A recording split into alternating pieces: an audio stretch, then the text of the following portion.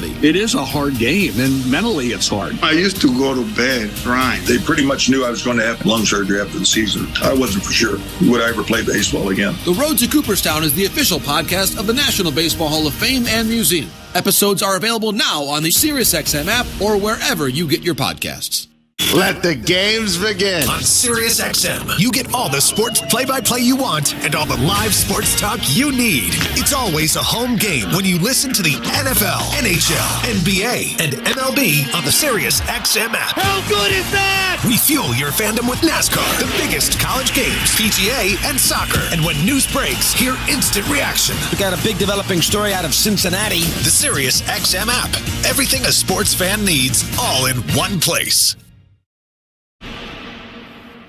This slams the ball to right field, way back, way gone. Is Toronto Blue Jays baseball. Low rounding and heading for second to throw. In time on the Sportsnet Radio Network. A trip to Tampa. The Blue Jays touchdown at George M. Steinbrenner Field today, but it's not to play the New York Yankees. Rather, it's the temporary home of the Tampa Bay Rays that hosts the Blue Jays for the first of 3 games, starting with a good pitching matchup tonight. Hi, everyone, and welcome to Blue Jays Baseball. I'm Ben Schulman alongside Chris LaRue. Show Ali is our host and producer. Tom Young is our technical director. You're listening to Blue Jays Baseball, brought to you by the local family-owned Crown Rust Control Centers in Guelph and Elmira. Crown is proud to be Canadian-owned and operated since 1986. So protect your vehicle from rust today at your local Crown Rust Control Center or visit crown.com. Crown, Canada's #1 rust protection. Right-hander Drew Rasmussen takes the mound tonight for the Tampa Bay Rays. He's had a heck of a season, but has not seen the run support to match it. On the other side, the Blue Jays throw lefty Eric Lauer, who makes his second start, 5th appearance for Toronto. He's been really solid, filling in that vacant 5th spot. We'll have lineup standings, first pitch coming up on the other side. You're listening to Blue Jays Baseball, streaming at sportsnet.ca on the Sportsnet app and the Sportsnet Radio Network. Knock all your summer projects out of the park with Home Hardware, the official home improvement retailer of the Toronto Blue Jays and your DIY partner in making your dream home a reality. From gardens to garages, back decks to front doors, refreshes and renos, we're here to help you cover all your bases and make every summer project a home run. Visit any of our 1,000+ Home Hardware and Building Center locations, where we're proud to be locally owned and genuinely Canadian. At Crown Rust Control Center, protection runs deep because every Crown Rust Control Center is owned by a local family who cares beyond business. Your Crown Rust Control Center is 100% committed to their product, to you, to their community, which is your community. Protecting you and what matters to you is equally important as protecting your vehicle. Did you know spring's the best time of year to protect your vehicle from rust? For a special spring offer, find your local family-owned Crown Rust Control Center at crown.com.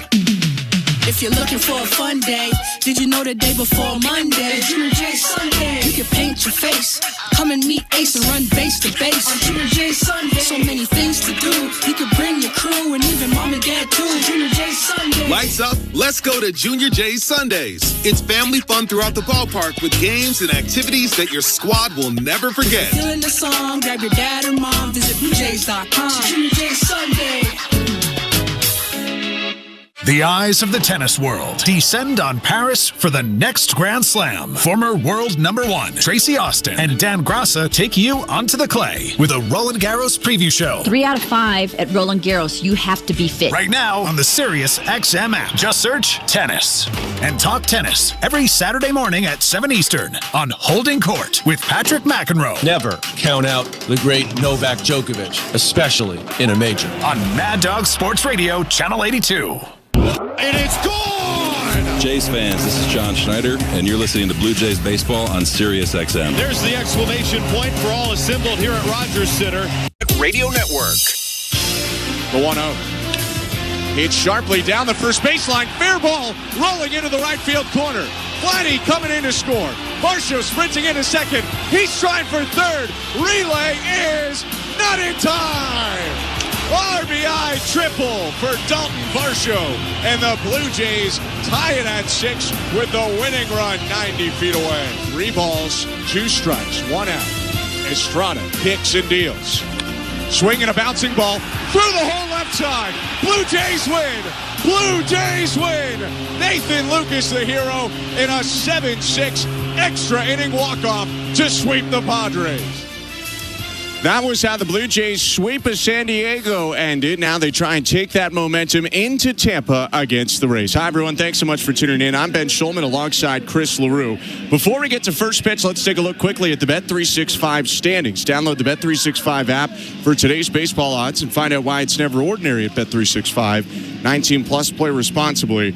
Ontario only. Yankees open up 30-19 today. Blue Jays 5 back, 25-24. Red Sox are 26-26, half a game back of the Blue Jays. Rays 23-26, and the Orioles are 16-33.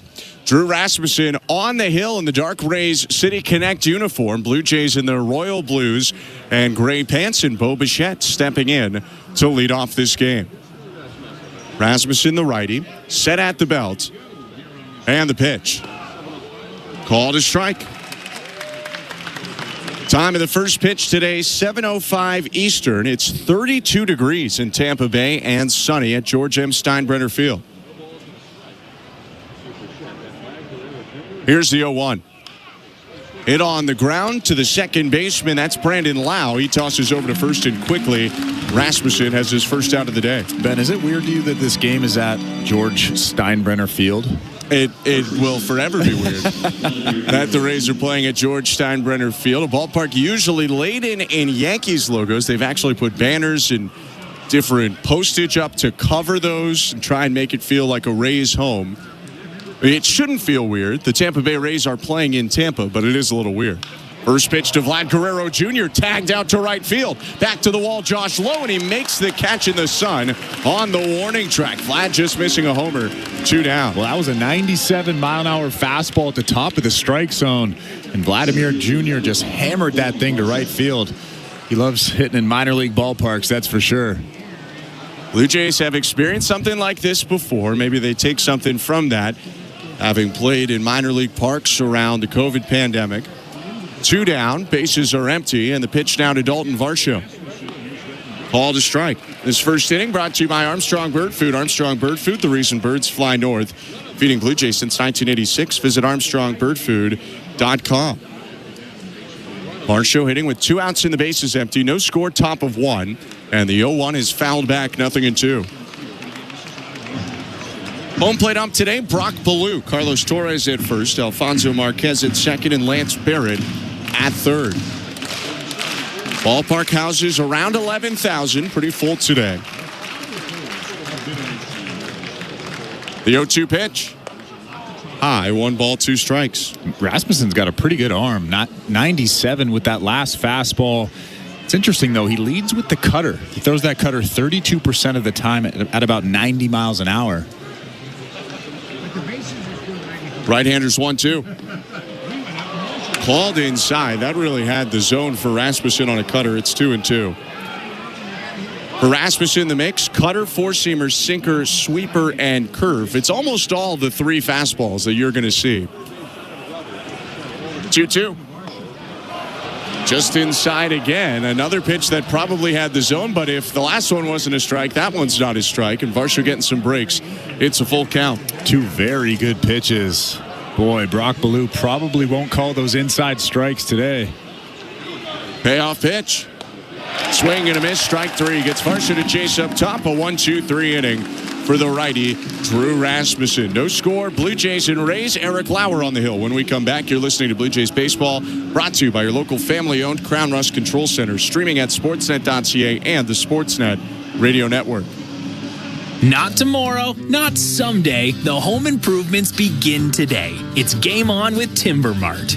Build that deck, raise that fence, landscape till your property is beautiful. Make no payments for 12 months with the Timber Mart Deferred Payment Program. Apply for a Timber Mart project card today and pay later, 12 months later. Financing provided by Fairstone Financial Inc. Conditions apply. Ask in store for details or apply at timbermart.ca. Locally owned, proudly Canadian. Timber Mart is Canada's building center. Buck Martinez here to tell you about the huge Double XL free topping pizza from Pizza Pizza, just $19.99. That's a whopping 18-inch 3-topping thing of beauty for only $19.99. So hurry into Pizza Pizza today and bring a big appetite for a hot and fresh Double XL pizza. I'm loving this big voice. I may just call the game this way. Go to pizzapizza.ca. Breaking news coming in from Bet365. Must be 19 or older. Ontario only. Please play responsibly. If you or someone you know has concerns about gambling, visit connectsontario.ca. This is Toronto Blue Jays baseball. Swing and a miss, strike 3. He gets Verdugo for his 7th strikeout. On Sportsnet 590 The Fan and the Sportsnet Radio Network. Southpaw Eric Lauer walks around the hill as we're about to get underway in the bottom of the first inning. Welcome back to Blue Jays baseball. Zeros up right now for the Blue Jays and Rays as Yandy Diaz steps in on the right side as the first Ray to hit today. Right-handed batter is DHing open stance against the lefty Lauer, who shrugs the shoulders, kicks and offers. Called strike with a heater, 0-1. Welcome to the Timber Mart broadcast booth. I'm Ben Schulman alongside Chris LaRue. For Eric Lauer, his second start of the year, 5th appearance with the Blue Jays overall. Lauer can't hear anything in the pitch comm right now, and it looks like he and Alejandro Kirk are going to have a bit of a technology meeting out on the mound. For Lauer this year, 1-0 with a 2.25 ERA in 12 innings pitched. While he's only made one start, he's pitched as a bulk reliever a couple of times. And you look at it today after the Blue Jays went 11 innings, pulling Bowden Francis after a 4-inning start yesterday. Almost every reliever, actually everyone but Jose Urena, threw yesterday. So they'll need a little bit more length from Lauer than they've asked previously. Left-hander has the pitch comm working. Winds in the 0-1. This is down and in with a slider. 1 ball, 1 strike. Well, he's been really impressive this season. Everything has been working for him. The changeup, the curveball, even that fastball has been up to 94 miles an hour. I really liked what I've seen so far out of Eric Lauer. 1-1. Curveball just hits the outside edge. Called a strike, 1-2. I'm sure John Schneider would love for him to go 5 innings today. Yeah, John Schneider said they're going to get a long look at Eric Lauer. You know, they pulled him after 3 in his last outing. That's unlikely to happen today. 1-2. Swing and a miss. Strike 3 elevates the heater and strikes out Diaz. 1 down. And if you look at the Blue Jays schedule, they don't have an off day until next Monday. So you can't just blow through the bullpen today. So Eric Lauer, like you said, is probably going to get a long look in this ballgame. I thought maybe they'd make a move coming into today, perhaps, involving one of their lower leverage relievers, but they decided to keep everyone. Lauer now offers, and Junior Caminero takes a pitch down and away, ball 1. When talking about Lauer today, Schneider liked his calmness, his demeanor on the mound. Left-hander winds. Here's his 1-0. Hit sharply past the dive of the third baseman Barger and down the left field line for a base hit. That one rolls out of play. It got out of a side gate in the corner. And Caminero has a ground rule double because of it. Well, Junior Caminero is a very good young player. Seems like he's a veteran, but he's still very green in terms of big league experience, and he just hammered that baseball down the line. Addison Barger did everything he could to try to corral that baseball, but he ends up at second base. For Caminero, it's his 7th double of the year, and the Rays, who are coming off some momentum right now, having beat the Astros in a series, are threatening early on. Here's Brandon Lau. Left-on-left matchup as Lauer delivers to the Rays' second baseman, and it's a swing and a miss, strike 1. So John Schneider talked about the calmness, the demeanor of Lauer, and mentioned the fact that he's pitched in the big leagues a good chunk before. Compared it a little bit to when they brought Easton Lucas up. Said, Lucas is still trying to figure out how to be a pitcher in the major leagues. Eric Lauer has done that for a while. A look at second, and the lefty's 0-1. Outside, 1 ball, 1 strike. Almost 610 career innings. That's a lot of innings. Multiple seasons starting for San Diego and Milwaukee. A little bit of time in Korea last year before returning to the big leagues this season. Here's 1-1. Downstairs, 2 balls, 1 strike. The other thing that John Schneider really liked about Lauer is it ties into the experience that he understands his pitches and what they do and how to use them. Will call some of his own pitches from the pitch comm at times. 1 out, runner on second, the 2-1. Hit sharply, and that's a foul ball, right side, 2-2. That ball was left-handed hitter stance, 2-2. Lifted to left field, ranging toward left center Clase. He gives way to Varsho, who makes the catch and tosses it back in. Caminero remains at second, 2 down. That was a much better pitch. A 4-seam fastball off the plate outside. Brandon Lau just kind of protected that plate, stuck the bat out, hit a weak fly ball to center field. New baseball now for Eric Lauer. 2 outs, Caminero on second, 0-0 game. That'll bring Christopher Morel up to the plate, former Cub, right-handed hitting left fielder. The pitch. Hit on the ground, foul. He was well out in front of a curveball, stumbling on his swing, 0-1. Morel's an aggressive young hitter, perhaps someone with the experience and pitch mix that Lauer has that he could take advantage of. Well, especially with 1 strike now, you stay out of the strike zone.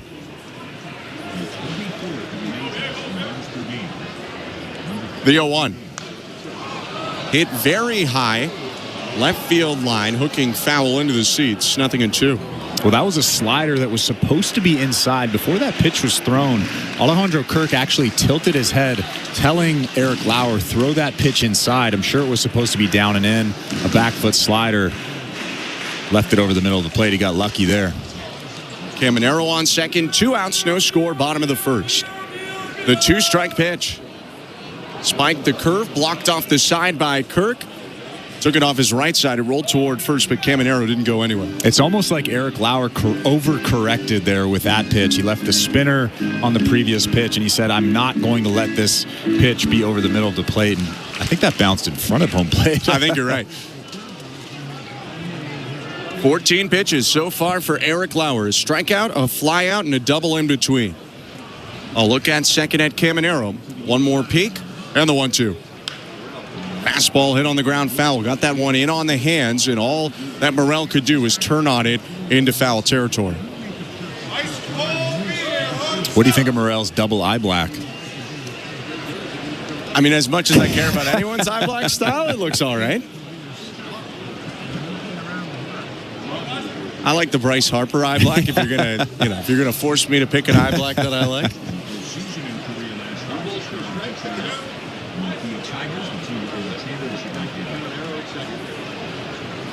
The 1-2. High and outside. Didn't have time to get to the lineups early on, but for the Blue Jays today, Bo plays short, leads off. Flathead first, hitting second. Varsho center field bats third. Springer, the DH, hits fourth, with Kirk catching, batting fifth. Barger at the hot corner hits sixth. Clement at second base hits seventh. Clase, the left fielder, bats eighth. And Lucas in right, batting ninth. 2-2, down and in, ball 3.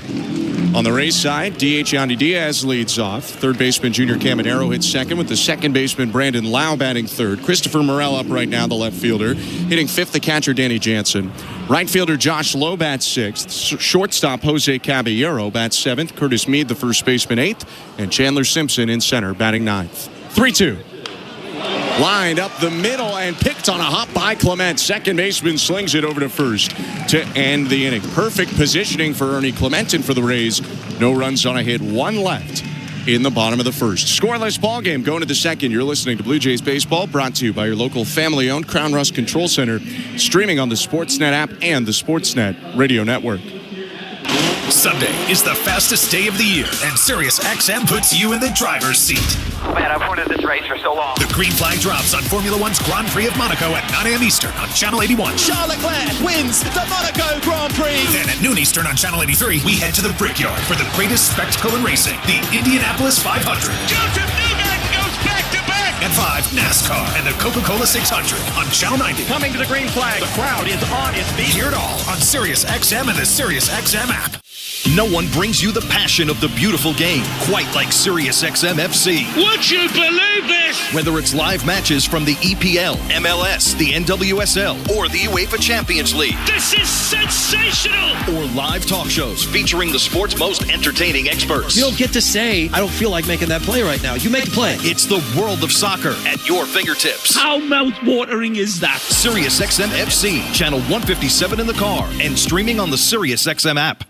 The football talk doesn't stop on SiriusXM NFL Radio. They're mentally tough, they're physically tough, and they're talented. From OTAs to mini camps and leading up to training camps, stay updated on the latest news around the National Football League. Got to practice a certain way if you want to be winners. Our experts are getting you ready for the 2025 season. For the veteran players, they want to see the guy earn the job. There's a story for every team on NFL Radio Channel 88 and the SiriusXM app. The Blue Jays are in flight, leading 3-0. Blue Jays fans, this is Ross Atkins, and you're listening to Blue Jays Baseball on Sirius XM. Second inning at George M. Steinbrenner Field. Blue Jays and Rays. George Springer will lead it off for Toronto against Drew Rasmussen. Right-hander kicks and deals and misses outside with a cutter, ball one. Didn't fully have the time to introduce you to Drew Rasmussen off the top. Right-hander is 2-4 this year with a 2.93 ERA in 9 starts. 1-0. Inside 2-0. He's been good, but the Rays haven't been at their best when he's pitched. Despite that sub-3 ERA, Tampa Bay is 3-6 so far this year when Rasmussen pitches. 2-0. 96 just missed down low, ball 3. And his fastball doesn't have a ton of movement, but it has a lot of angle, almost straight down from the righty.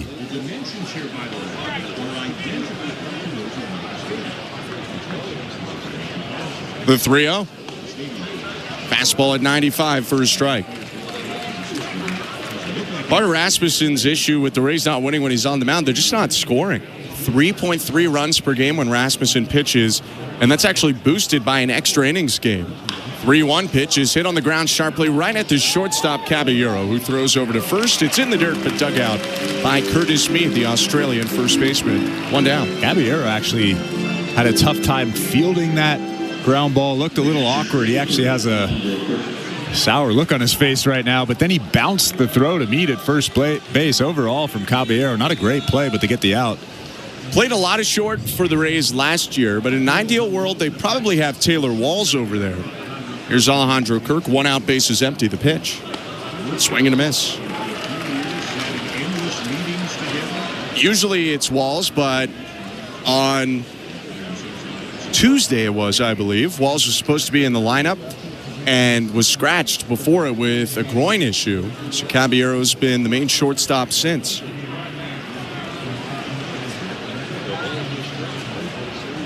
One out in the 0-1.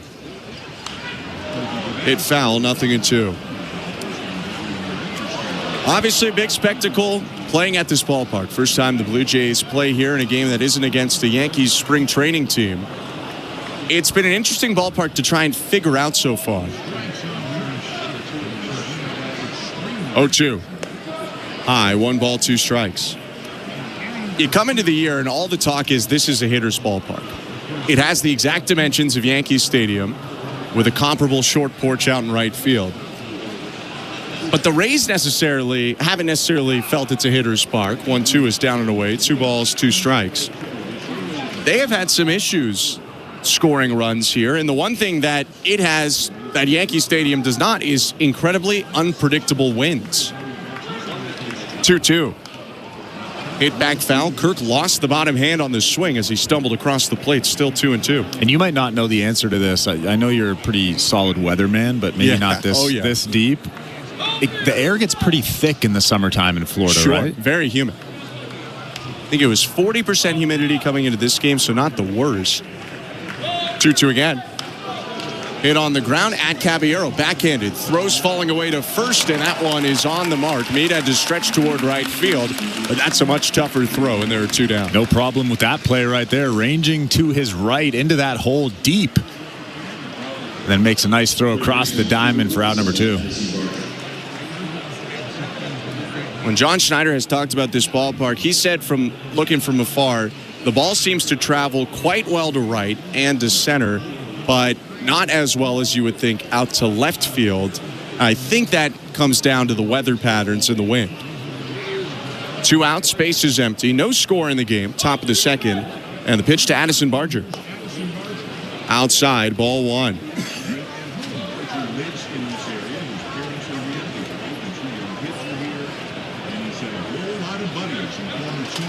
Barger batting .267 on the year, .772 OPS, the 1-0. Swing and a rocket sliding stop off a hop by Brandon Lau. Spins, pops up, and throws to first for a very nifty 3rd out of the inning. 6 up, 6 down for Drew Rasmussen. No score in the game, middle of the second. You're listening to Blue Jays Baseball, brought to you by your local family-owned Crown Rust Control Center, streaming at sportsnet.ca and the Sportsnet Radio Network. Timber Mart is Canada's building center. Your home team advantage with the right materials and the right price. Project know-how that's brought together a wealth of plans and solid advice. Trust your team at your locally owned Timber Mart. Find your location at timbermart.ca. Which loony dogger are you? Do you approach Tuesdays with swagger and style? You could be a Rizzy Glizzy. Maybe you're an architect stacking your loony dogs up high. Do you walk into the ballpark with the confidence of an MVD? Then you're the most valuable dogger. This season at Rogers Center, every Tuesday home game is Looney Dogs Night, presented by Schneiders. No matter which Looney Dogger you are, you'll have the opportunity to purchase $1 hot dogs from various concession stands around the ballpark. Looney Dogs Night, presented by Schneiders. Every Tuesday home game. For tickets, visit BlueJays.com. At Crown Rust Control, protection runs deep because every Crown Rust Control Center is owned by a local family who cares beyond business. Your Crown Rust Control is 100% committed to their product, to you, to their community, which is your community. Protecting you and what matters to you is equally important as protecting your vehicle.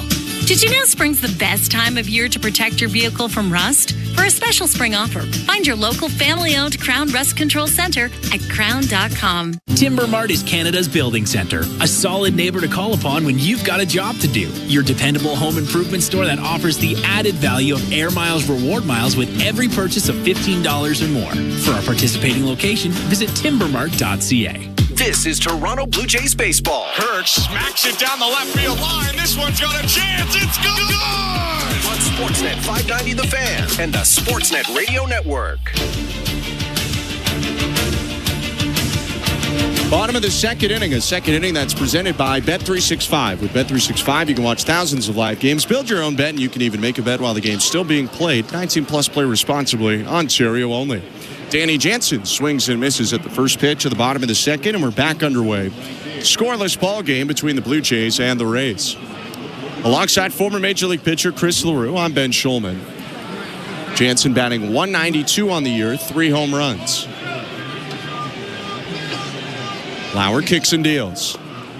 High with the fastball, 1 ball, 1 strike. I have to say, I had a full spring training in this ballpark, so it is a little strange for me to see the Tampa Bay Rays play here against the Toronto Blue Jays. Usually the spring home of the New York Yankees. The 1-1. Curveball just misses, 2 balls, 1 strike. Well, it was interesting when Danny Jansen got picked up by the Rays, how much of the comments were made about him being able to adjust to this environment. Jansen waiting on the right side. Here's the 2-1.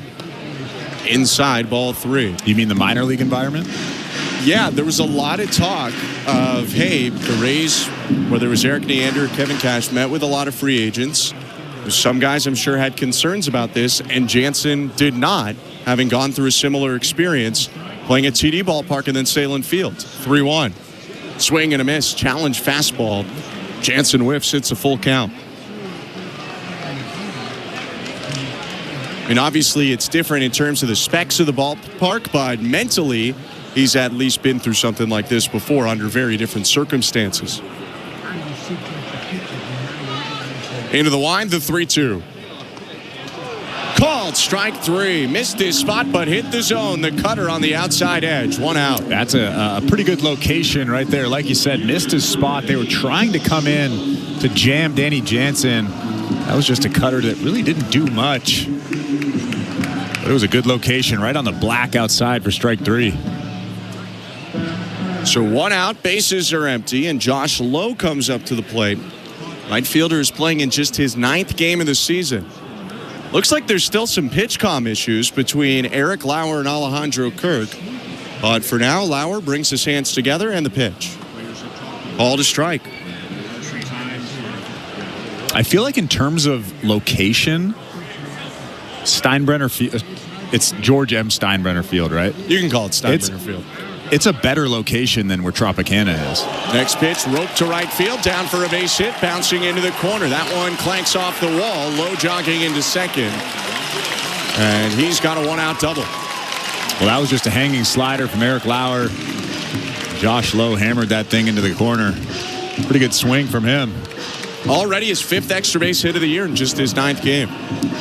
To your point, though, there has been concern and maybe even a little bit of outrage for years about Tropicana Field not being close enough to Tampa, the facility itself. And I think a lot of people would have loved the idea of the Rays moving to Tampa, but maybe under slightly different circumstances than what they have going on right now. Low on second, shortstop Jose Caballero up. A look at second in the pitch. High ball 1. There was, at least at one point, a new stadium deal that looked like it was going to go through. But, like a couple different stadium deals that the Rays have had over the past 15 or so years, it ended up falling through due to money and political things that are above both of our pay grades. 1-0, call to strike. Kirk pops up, thinking about back-picking Lowe, but Lowe sprinted back to second, 1-1. I wonder if there was, if the heat and the rain weren't factors, if players would rather play at Steinbrenner Field than Tropicana. You got to think about the facilities, too, I think. Oh, Yankees facilities. The facilities Yankees are probably awesome. Facilities. 1-1 bounced, 2-1. No, they're big league facilities. I'm sure they've been updated since I was there. I was there in 2014. But they were really nice when I was there in 2014. And I'm sure they're only better now. I mean, you add 15,000 seats and throw a retractable roof on this thing, it's perfect. Just like that. Just got to get someone to pay the bill. 2-1 pitch to Caballero. Right-handed hitter takes up top, ball 3.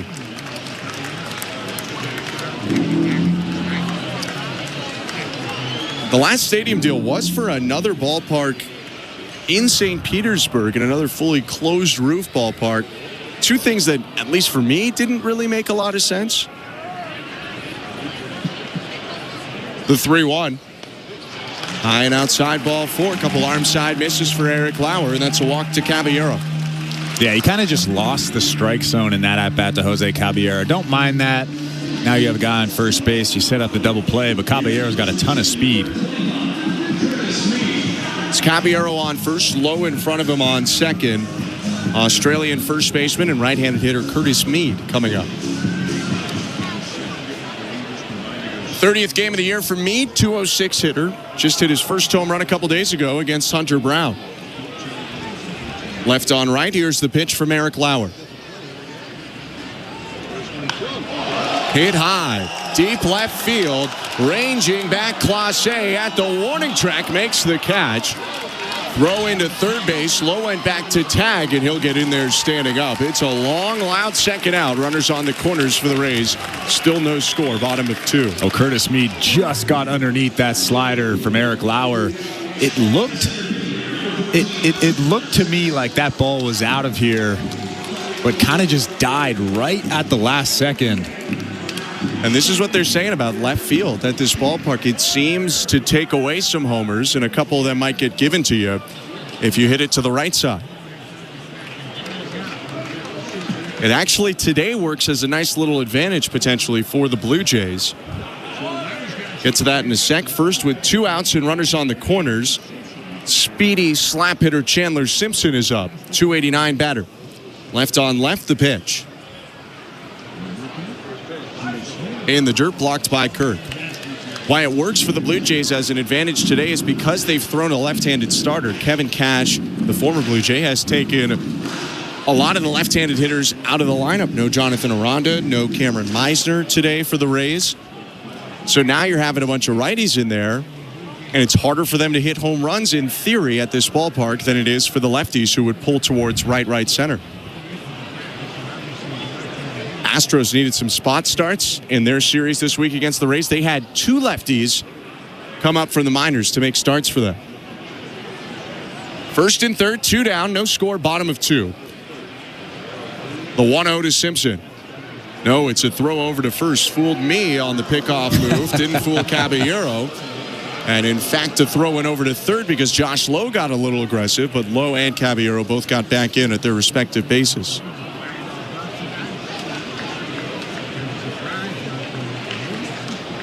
Infield slightly shifted to the pull side for Chandler Simpson, the left-handed hitter, but Barger's in at third watching a bunt, and the outfield has shifted the opposite way. 1-0 pitch is slapped to left field, high in the air.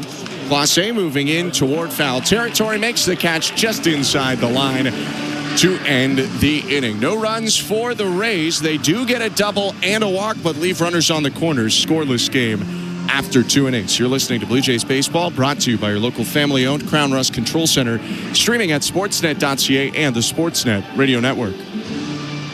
Buck Martinez here to tell you about the huge Double XL. 3-topping pizza from Pizza Pizza, just $19.99. That's a whopping 18-inch 3-topping thing of beauty for only $19.99. So hurry into Pizza Pizza today and bring a big appetite for a hot and fresh Double XL pizza. I'm loving this big voice.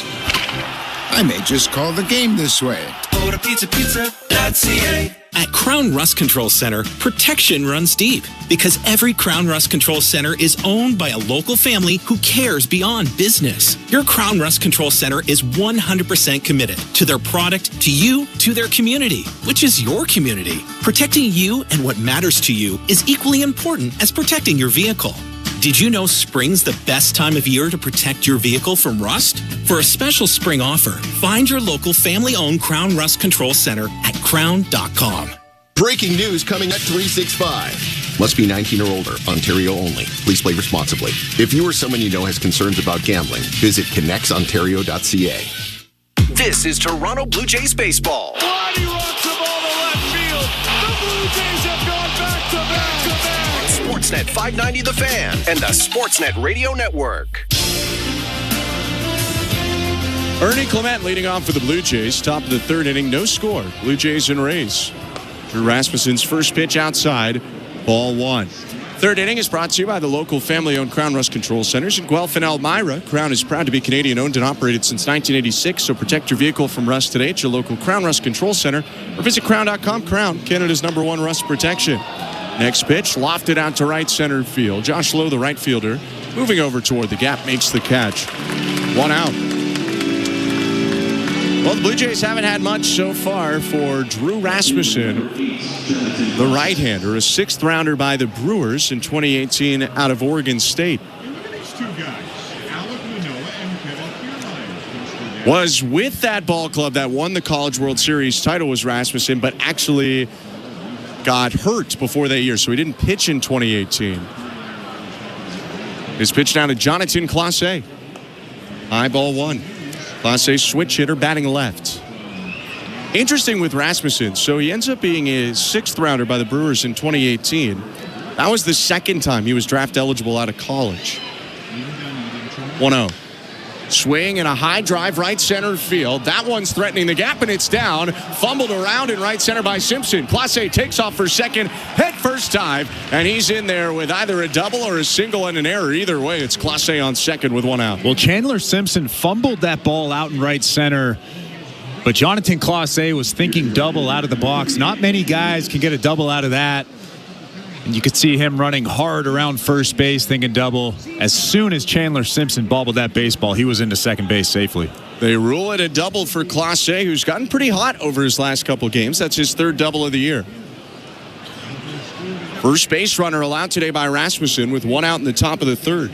Righty deals now to Nathan Lucas. High and outside, ball 1. On Rasmussen, though, so when you go to college in baseball, you can get drafted after 3 years. But if you don't, you can still get drafted after your 4th year. He was drafted in the first round by the Rays in 2017. Did not sign. Couldn't come to a signing bonus agreement. 1-0. Inside 2-0. That is crazy, by the way. It's never good for any organization when you don't sign your first rounder. It's also extremely risky as a pitcher. What if you go back to college and you get hurt? Which is literally what happened to Drew Rasmussen. Had to get Tommy John in September after the draft. 2-0 pitch. High, ball 3. So Rasmussen gets Tommy John, misses all of that season, plus he's a year older. He's got no leverage to threaten to go back to college. Becomes a 6th rounder by the Brewers and pitched for them briefly. Righty's 3-0. Called a strike. Debuted with the Brewers as a reliever in 2020, pitched a little in 2021, and then won't you know, the team that he did not sign for in the first round in 2017, he gets traded to in May of 2021, went with J.P. Feyereisen over to the Rays. 3-1 is slapped on the ground left side, a base hit into left field. Stop sign put up for Clase. That one fielded shallow by Morel. Throw goes into the plate. Lucas took off for second. It's thrown back to second, and he is tagged out for the second out of the inning. I'm not sure what Nathan Lucas was doing there.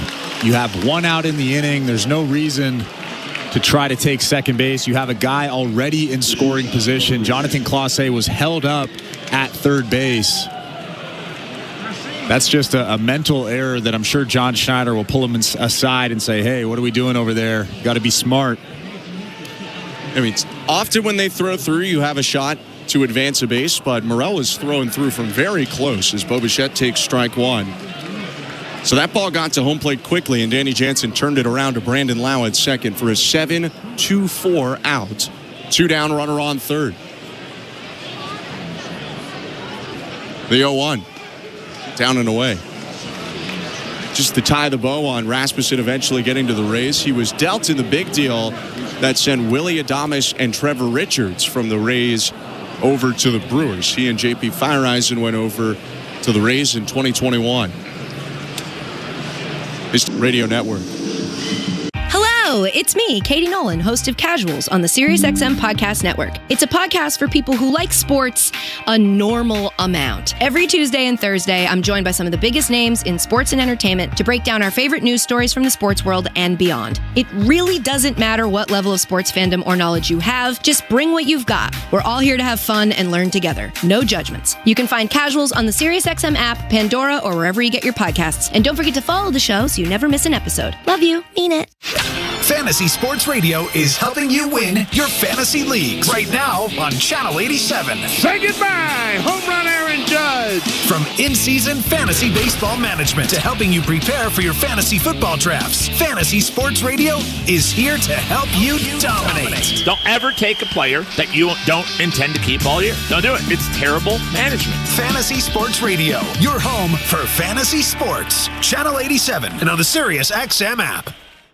Every night after the final out, the Round Trip Roundup brings you the scores, highlights, and analysis from every game across Major League Baseball, all in less than 30 minutes. Swung on and missed strike 3 and a no-hitter. It's the perfect way to get caught up on all the night's biggest home runs and best performances. And a high drive, deep right center. It's the Round Trip Roundup on MLB Network Radio every night on SiriusXM Channel 89 and every morning on the SiriusXM app. From in-season fantasy baseball management to helping you prepare for your fantasy football drafts, Fantasy Sports Radio is helping you dominate. Channel 87 and on the SiriusXM app. Radio Network.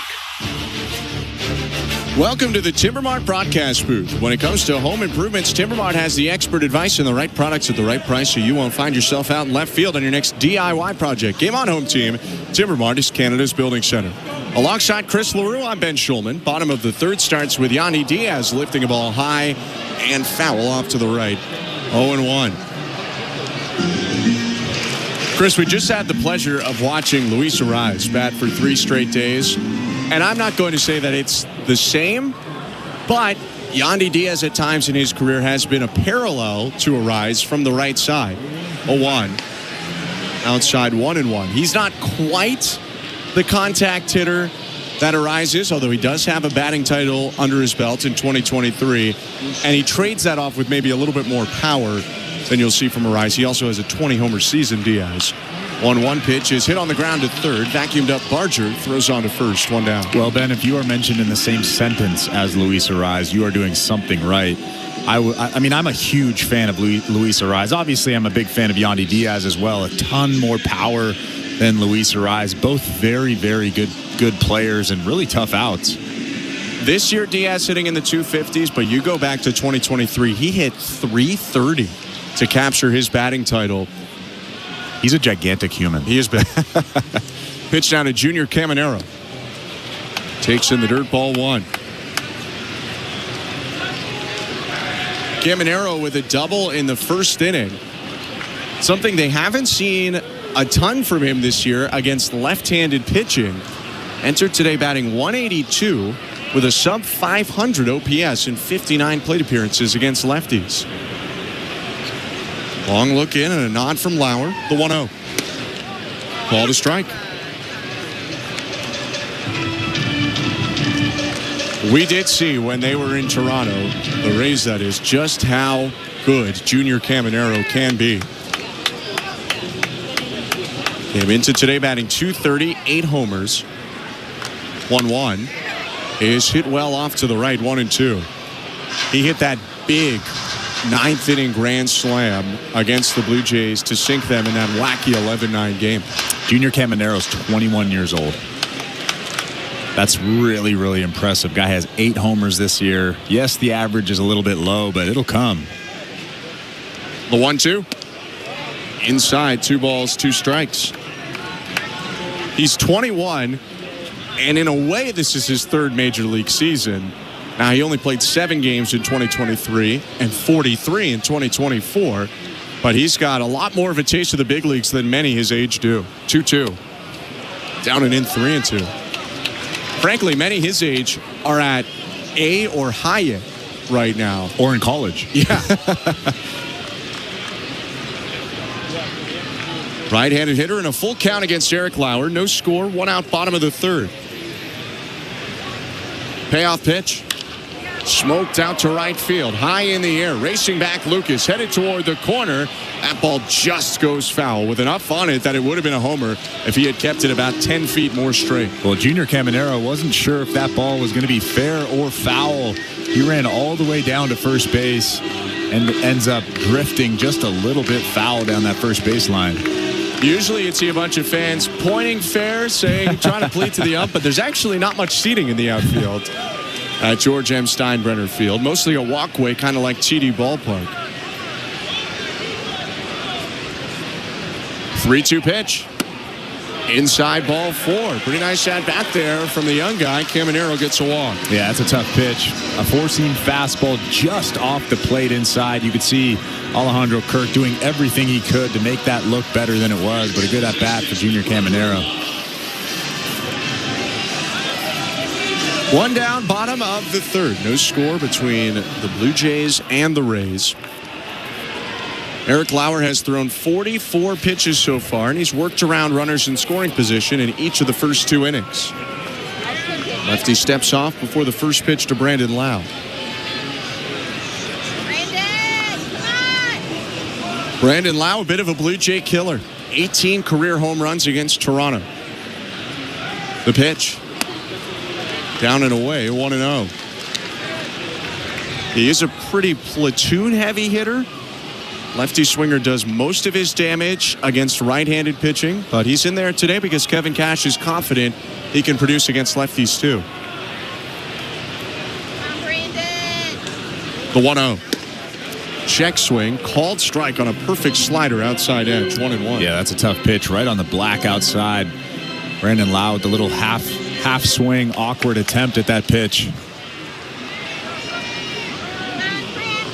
Lau flied out to center in the first.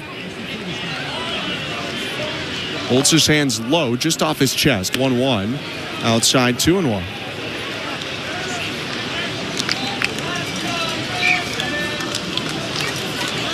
Lau in his career against right-handed pitching has an .821 OPS. That's all-star level in over 2,000 plate appearances. But doesn't face lefties all that often. 2-1. is hit well. Right center field. Lucas jogging back. That ball is gone. Into the mini second level out there in right field. A 2-run homer for Brandon Lau. And the Rays strike first. 2-0 Tampa. Well, right on cue, Ben.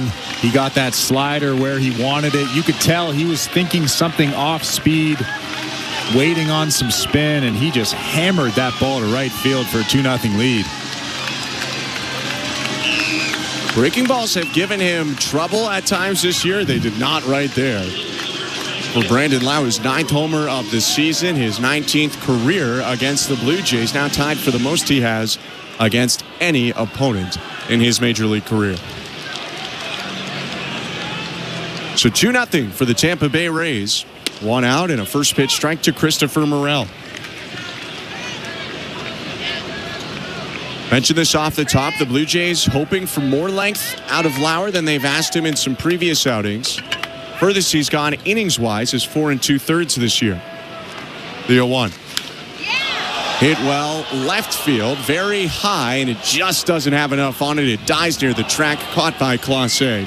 2 down. Well, I thought for a second that ball was struck really well, but I think Christopher Morel just got underneath it. About 5 feet from that wall in left field. A big out for Eric Lauer. 2 down for Lauer. And I mentioned the longest he's pitched in terms of innings, but really the more important number, how many pitches has he thrown in previous outings? He went 77 in his Blue Jays debut on April 30th. Most he's done since then is 63. Here's his 51st today. It's a called strike on Danny Jansen, 0-1. 2-0 Tampa Bay. 2 outs. Bases are empty. Bottom of the 3rd. 0-1. Swing and a miss. Got him to chase a fastball just off the plate. 0-2.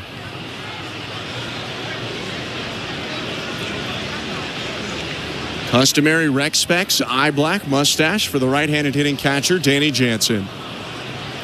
0-2 pitch. Outside, ball 1. I was just thinking to myself, I like that mustache. Is that a new look? He's had the mustache. Oh, he has? I think he's gone back and forth, but he's had the mustache before. 1-2.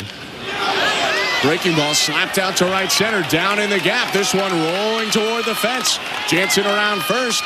He'll head into second with a 2-out double. That's a really nice swing from Danny Jansen. A breaking ball down and away, and he just goes the other way, hammers that thing into the gap. A double. Standing at second base for the Rays.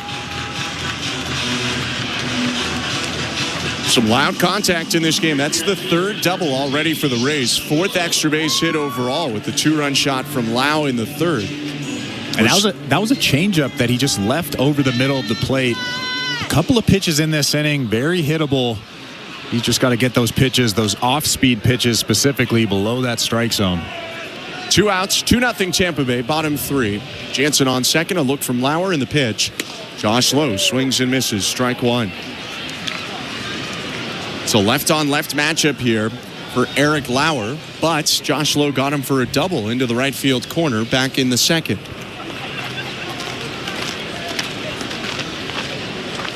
Lauer kicks and offers. Fastball misses up high, 1-1.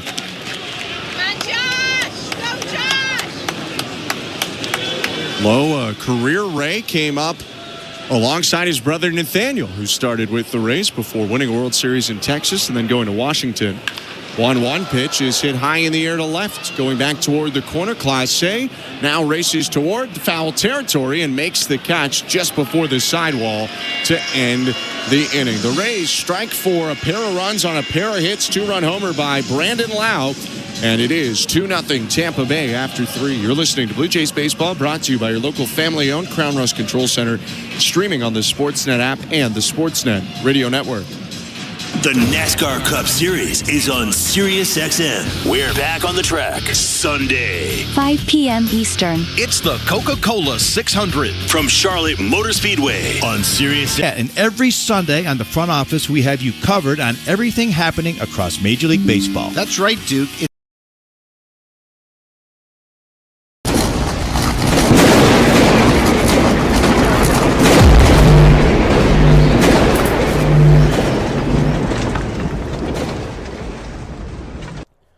What's up, Blue Jays fans? Thanks for hanging out with us this afternoon, this evening, whatever time it is where you're watching the game.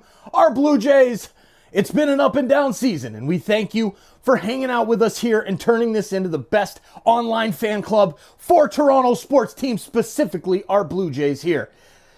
Started out the season good, kind of went through a little bit of a slump, but we're starting to get back on track. The bats are waking up, the pitching's starting to come around. Let's go, Blue Jays. Now's the time. Please help us grow this community. Hit that like button and share this link out. Let's get more Blue Jays fans here in the chat to hang out with us game in and game out. We appreciate you being here. Go Jays, go. We'll see you back in the chat.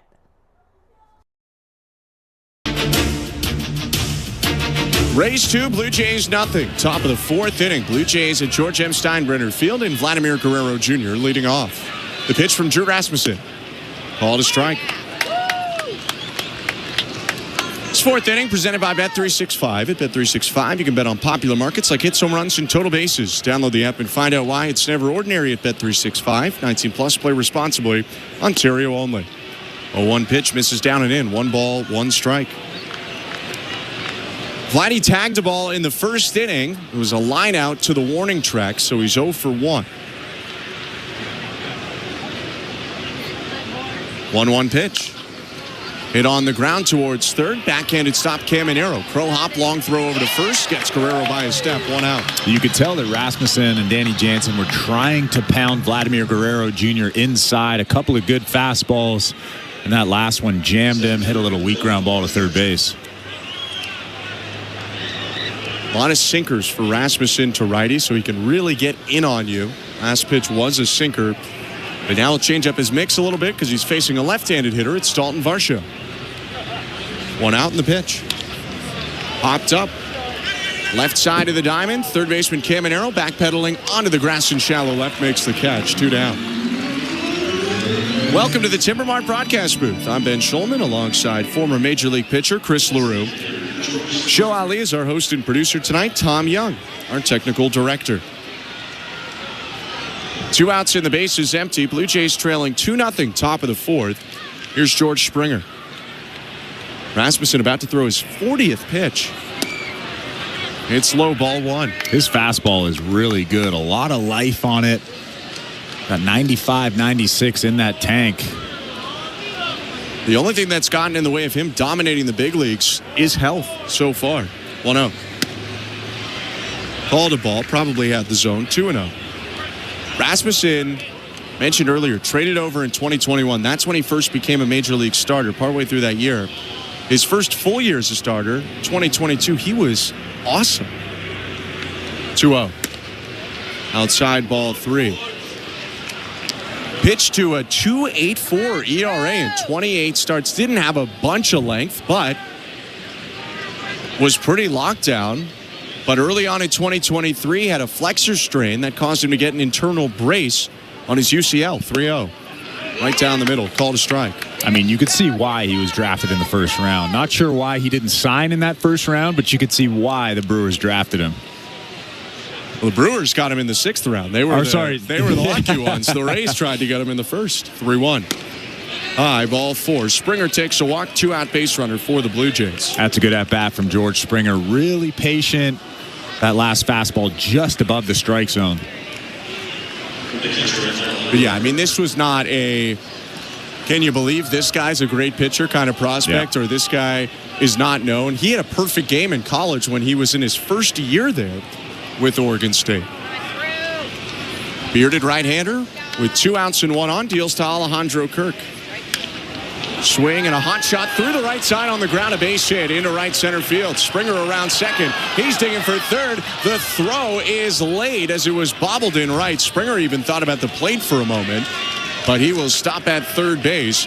Lowe overran that in right field, looking up at the runner before he brought in the ball, so it's first and third for the Blue Jays, 2 down. Well, how many times have we seen opposing teams shift the right side of the infield? Brandon Lau, the second baseman, was almost behind second base, but Alejandro Kirk is so good at going the other way, shooting that big hole, and he does it right there for, I don't know how many times he's done that this season, but it seems like a lot.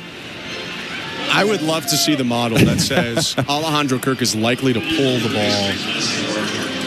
You know, I'll take a look after this inning at his pull oppo center stats. He just doesn't feel like a guy that you should shift on. At least not in the last month or so. He's really trying to go the other way. Runners on the corners, 2 down. Here's Addison Barger, guy who spent a lot of his childhood in Florida. The pitch in the dirt, ball 1. Went to high school in Florida. Barger has family, his wife, kids, friends in attendance.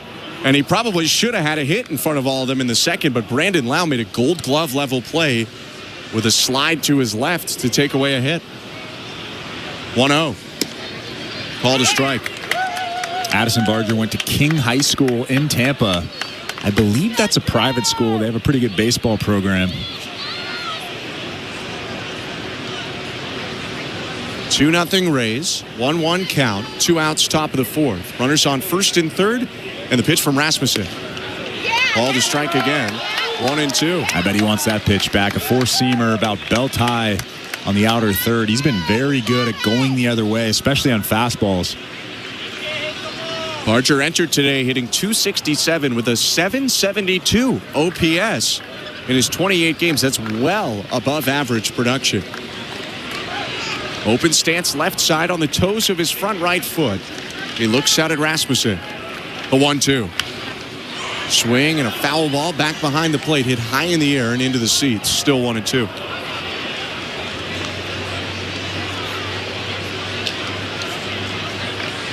Real interesting article put out recently on sportsnet.ca about Barger in general. Definitely recommend David Singh's article that came out on May 20th. 1-2. Fouled off of his back ankle. Barger quickly yanked that ankle up and grimaced, but now he's walking around, no emotion on his face.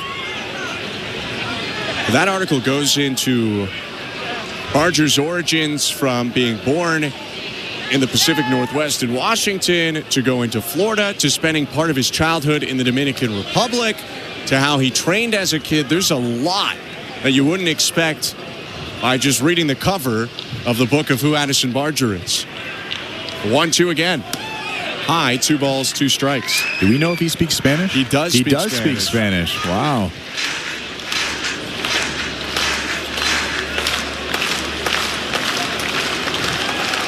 .50 pitches now on the day for Rasmussen. 2 on, 2 out. Right-handers 2-2. Grounded foul as Barger continues to battle. He's seen 7 pitches so far. Well, that's something that he's been very good at recently. Kind of a big part of his development as a big league player. He's putting up good at-bats. He's fouling off tough pitches. Early on in his career, he would just swing through those tough pitches. Rasmussen trying to solve them, kicks and deals. And that one fouled off the glove of Jansen into the backstop. They'll do it again. That's a tough pitch. Up and in, letter high, 97 miles an hour. And Barger was able to get the bat to it, just foul it off and stay alive. Coming off a day yesterday where he reached base 5 times. 3 hits and 2 walks.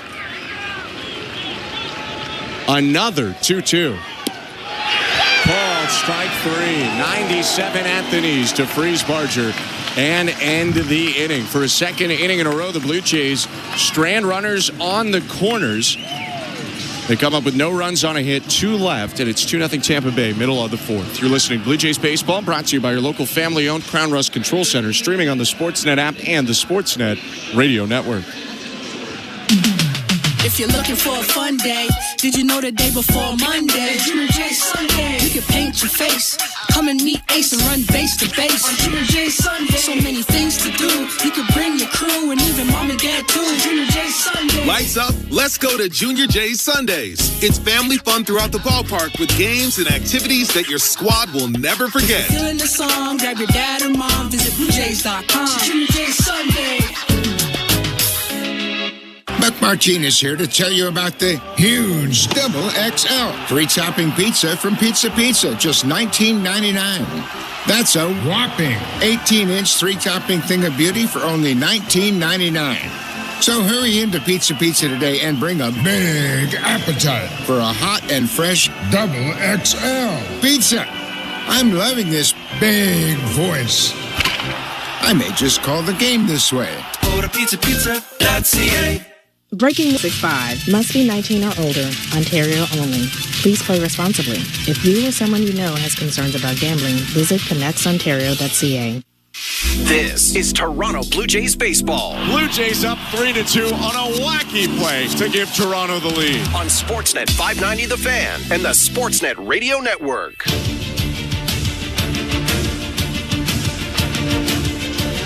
Bottom of the fourth inning. Rays 2, Blue Jays nothing at George M. Steinbrenner Field in Tampa. Alongside Chris LaRue, I'm Ben Schulman. Get to the out-of-town scoreboard in this inning, but first it's Eric Lauer against the shortstop Jose Caballero. First pitch in there, first strike. 7-8-9 for the Rays this inning, starting with Caballero, then Curtis Mead and Chandler Simpson. The 0-1. High and outside with a heater, 1 ball, 1 strike. Former Mariner Caballero came into today hitting .252, .697 on base plus slugging, and 15 stolen bases. The 1-1. Lifted out to right center field. Lucas going back near the warning track, makes the catch running onto the dirt. 1 out. The out-of-town scoreboard is brought to you by St. Louis Bar and Grill, 100% Canadian owned and operated since 1992. Every Tuesday night, wings are just half price. Visit stlouiswings.com for details. You are welcome. One final already today. Red Sox and Orioles were supposed to have a doubleheader, but actually only ended up getting in the first game. First, the new baseball for Eric Lauer with 1 out, and here's Curtis Mead. Deep fly out to left field in the second inning for Mead. He's 0 for 1. Lauer's pitch. Curve misses inside, ball 1. They did get game 1 of the doubleheader in, Red Sox and Orioles. And the Red Sox won 19-5. 13 runs in the 8th inning for Boston. 1-0 pitch outside, 2-0. Now, a good number of those runs came off of a position player, Emmanuel Rivera, including a Rafael Devers grand slam. But Devers on the day drove in a career-high 8, homering twice. 2-0. Hit well. Left field. Going back, Clase at the track. And it's out of here. Home run for Curtis Mead. His second of the year and his second in a span of a couple days. It's 3-0 Tampa Bay. Well, that was another pitch over the heart of the plate. This time it was a cutter that didn't really do much. Curtis Mead just sitting back and hitting that ball right on the barrel, hammering that thing out of here to left field. Rays trying to reverse their fortunes at this ballpark. Getting Mead going would be a big part of it. He's had a slow start to the year, but he just missed a homer his first time, and then he got one here. He's starting to look a lot better. So 3-0 Tampa Bay. 1 out, base is empty. Chandler Simpson's up, and the pitch is called a strike. So 19-5, the final score in that Red Sox-Orioles game. But the bigger story, maybe than the score, was Alex Bregman. Get to that in a sec. First, the 0-1. Hit on the ground left side. Picked up Bo Bichette. Snaps a throw over to first. Not in time. Speedy Simpson has an infield hit. And I don't think there's anything that the Blue Jays infield could have done. That's just the 4th fastest player in all of baseball using his legs. Well, I'm sure the Blue Jays are taking a look at this right now. It was very close at first base. Bo Bichette, like you said, did everything he could. But Chandler Simpson very clearly on the replay beat that out at first base. And now he's probably going to try to steal second base. I mean, he's old-fashioned. Hit it on the ground softly to the left side, and he's got a good chance of making it. Mound visit now by Pete Walker, so we can get into that news. Alex Bregman had a base hit in that game. I believe it was in the 5th inning. He hit a ball off the monster, rounded first, and was heading for second base, trying to get a double. And then all of a sudden, he pulled up, immediately turned to the Red Sox dugout, without even consulting the trainers, said, I need a substitute. They got someone in. He went right down the steps back into the clubhouse. Red Sox said after the game it was quad tightness, which doesn't sound like a lot, but really can be. in a sport that depends so much on your legs. Yeah, and that's a big loss for them, depending on how long he's out for. He's been great this season for the Red Sox. Maybe their best player so far this year, if it's not Devers. All of our out-of-town scores brought to you by St. Louis Bar and Grill. Runner on first is Chandler Simpson, 1 out. Yandy Diaz up. Lauer with a lot of looks to first. Hicks steps over to first, throws over, and Simpson dives back in. Chandler Simpson has 12 stolen bases in his prior 28 games. He's been caught 3 times. Since he came up on April 19th, no one has swiped more bags in the majors than he has. I feel like that's going to be Clase soon. As soon as Clase gets on base at the clip that Chandler Simpson has been getting on, I feel like... Safe call at first base. Oh, the Blue Jays are going to challenge. It was a close play at first. We saw the Vladdy point, although we don't always know how to feel about the Vladdy point. I don't trust the Vladdy point. But the Blue Jays did in this occasion. They're challenging. It was a good move. He's out. He got him, I think. He's out.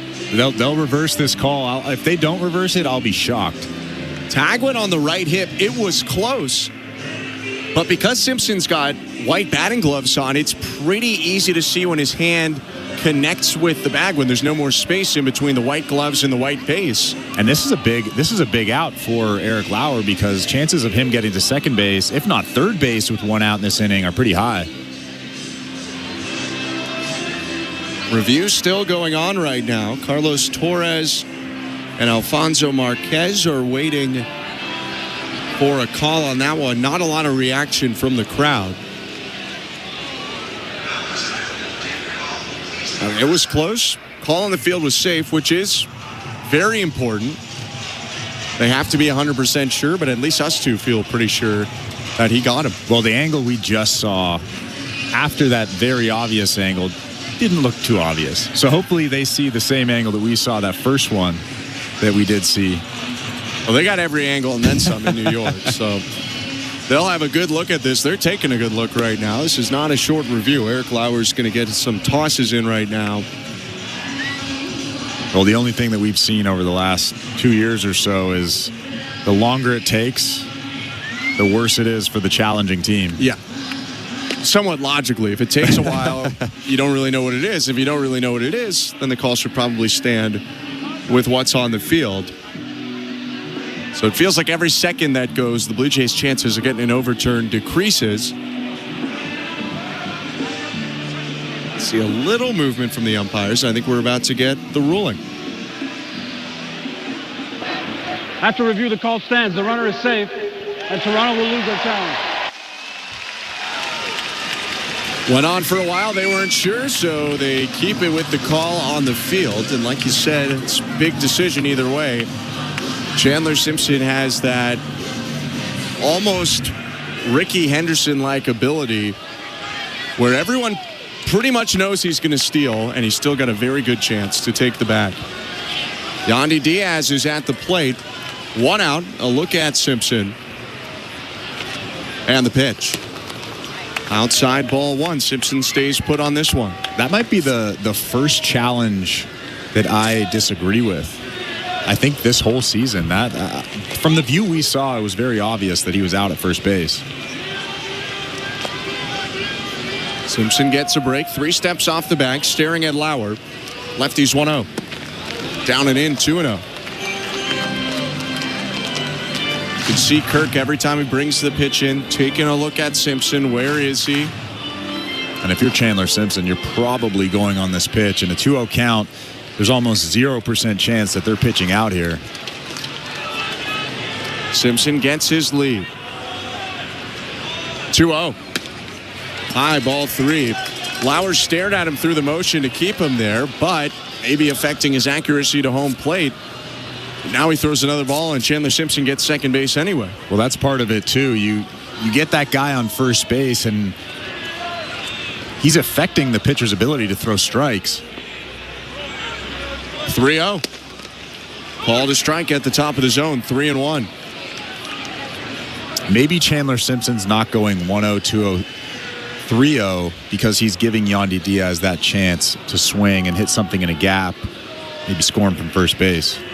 It is one of your better runners. Almost any double, Simpson's going to score. One out, the 3-1. No, it's a pickoff move over to first and a dive back in by Simpson. Now Lauer's used both of his free moves. I feel like Simpson's got a really good chance of going here. Should Lauer move over there again to first and not pick off Simpson, it's a balk and he gets second anyway. The 3-1. There he goes from first. Swing and a miss. Strike two. And it got stuck in the glove of Kirk. So Simpson dives in without a throw. His 13th stolen base of the year. That ball getting stuck in Alejandro Kirk's glove did not matter.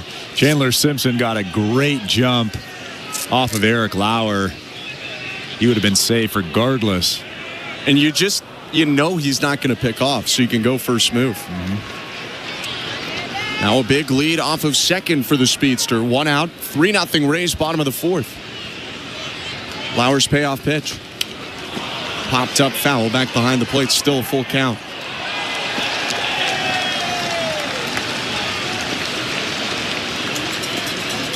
Diaz is 0 for 2 today. A strikeout swinging on a fastball in the first. And a ground ball to third base in the third. Another 3-2.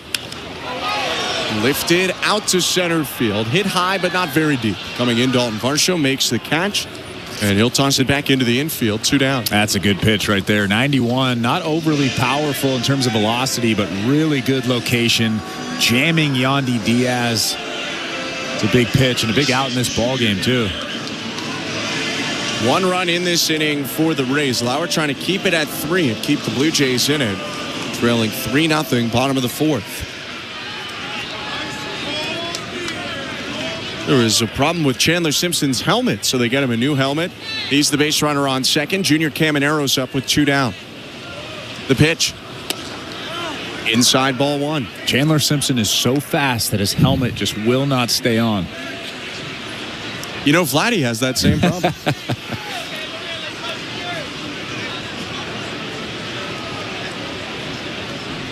Rookie Simpson on second. 21-year-old Caminero at the plate. Could be the future of the Rays. 1-0. Down and in. Little Soto shuffle from Caminero as he takes the slider. 2-0. Could be and should be the future of the Rays. Very good player. Now, is that their next Upton Longoria, Crawford Longoria speed power combo? 2-0 pitch. Hit away foul. 2-1. Might be a little bit too simple, but you have Caminero, the third baseman, who can hit for some average and hit for some power. And then you got Simpson, a speedy outfielder, good with the glove. A little bit more of a contact hitter, as both a Crawford and an Upton were.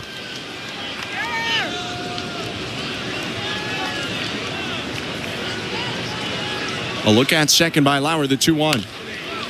Bounced up the middle, backhanded Clement, jump throw across his body to first, picked on a hop by Vladdy to end the inning. Very nice play from Ernie Clement, and the Blue Jays keep it to 1 run this inning for the Rays on 2 hits, 1 left. The solo shot from Curtis Meade makes it 3-0 Tampa Bay after 4. You're listening to Blue Jays Baseball, brought to you by your local family-owned Crown Rust Control Center, streaming on the Sportsnet app and the Sportsnet Radio Network.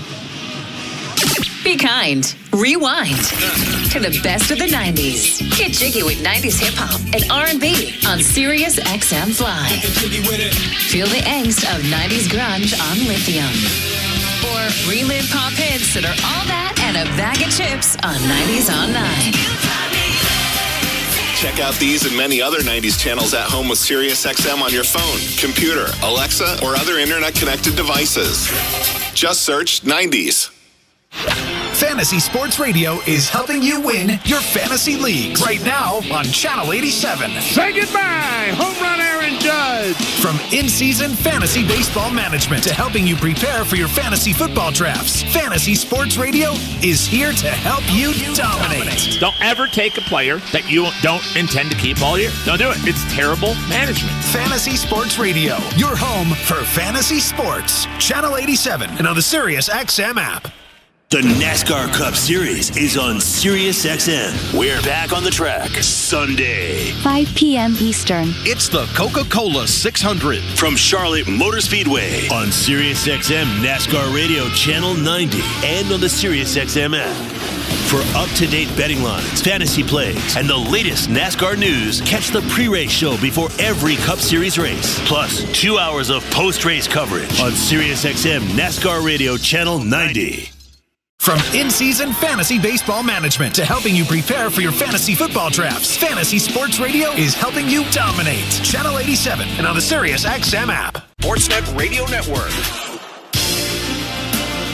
It's the fifth inning, brought to you by Desjardins Insurance. Get insurance that's really big on care at Desjardins.com/care today. Floodlights on at George M. Steinbrenner Field as Drew Rasmussen throws a fastball down the middle to get ahead of Ernie Clement. 0-1.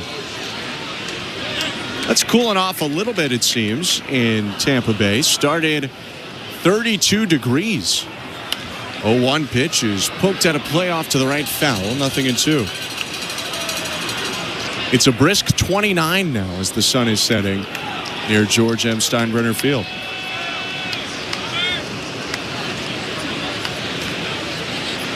Oh-2. Swing and a liner into right center field, a base hit. Cut off by Simpson. Ernie Clement just hit a ball that very few others are going to make good contact on. That was letter high, maybe outside, and he got a good chunk of it for a leadoff single. Yeah, that was a really good approach. A tough pitch, but just goes the other way. That was a really good swing. Barreled that thing up. Let's see if he can get to second base here with nobody out. Blue Jays have left 3 on the last 2 innings, including 2 runners on third base. It's time for them to get going, trailing 3-0. The pitch to Jonathan Clase. Way high with a curve, ball 1. Clase has a double in this ball game. That came in the 3rd inning. He had a great day yesterday. Came up with 2 singles and 2 walks. Stole a base, scored. Here's the 1-0. High and outside, 2-0. Plus, he had an RBI because his second hit of the day came on the first pitch of the 10th inning against Padres closer Robert Suarez to tie the game in extras.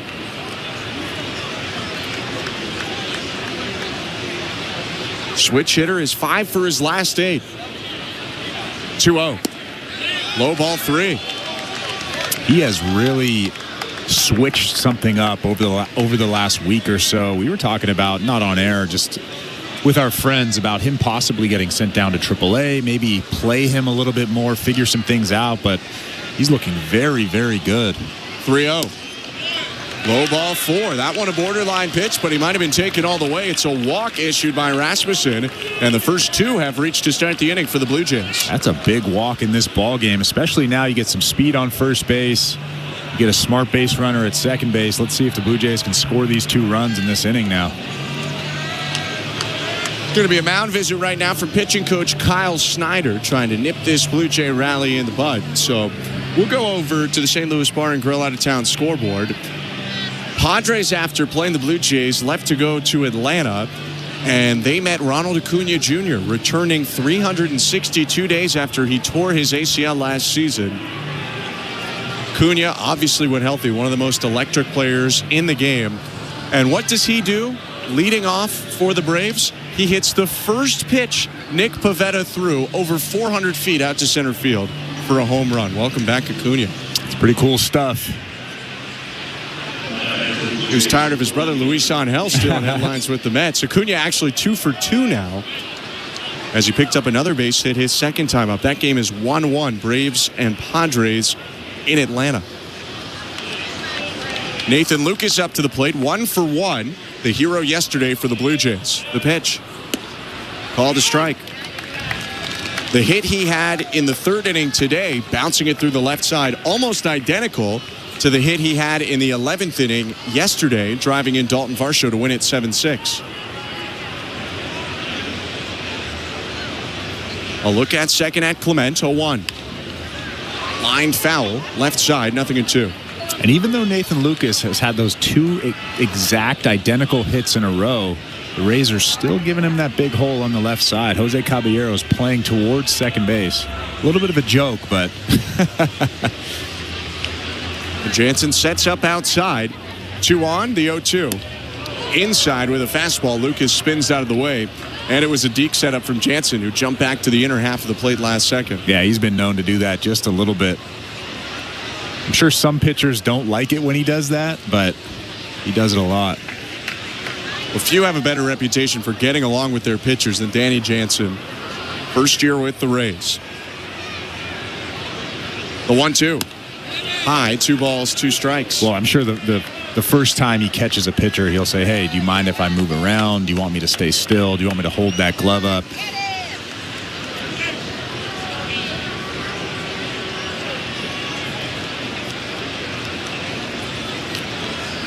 Two.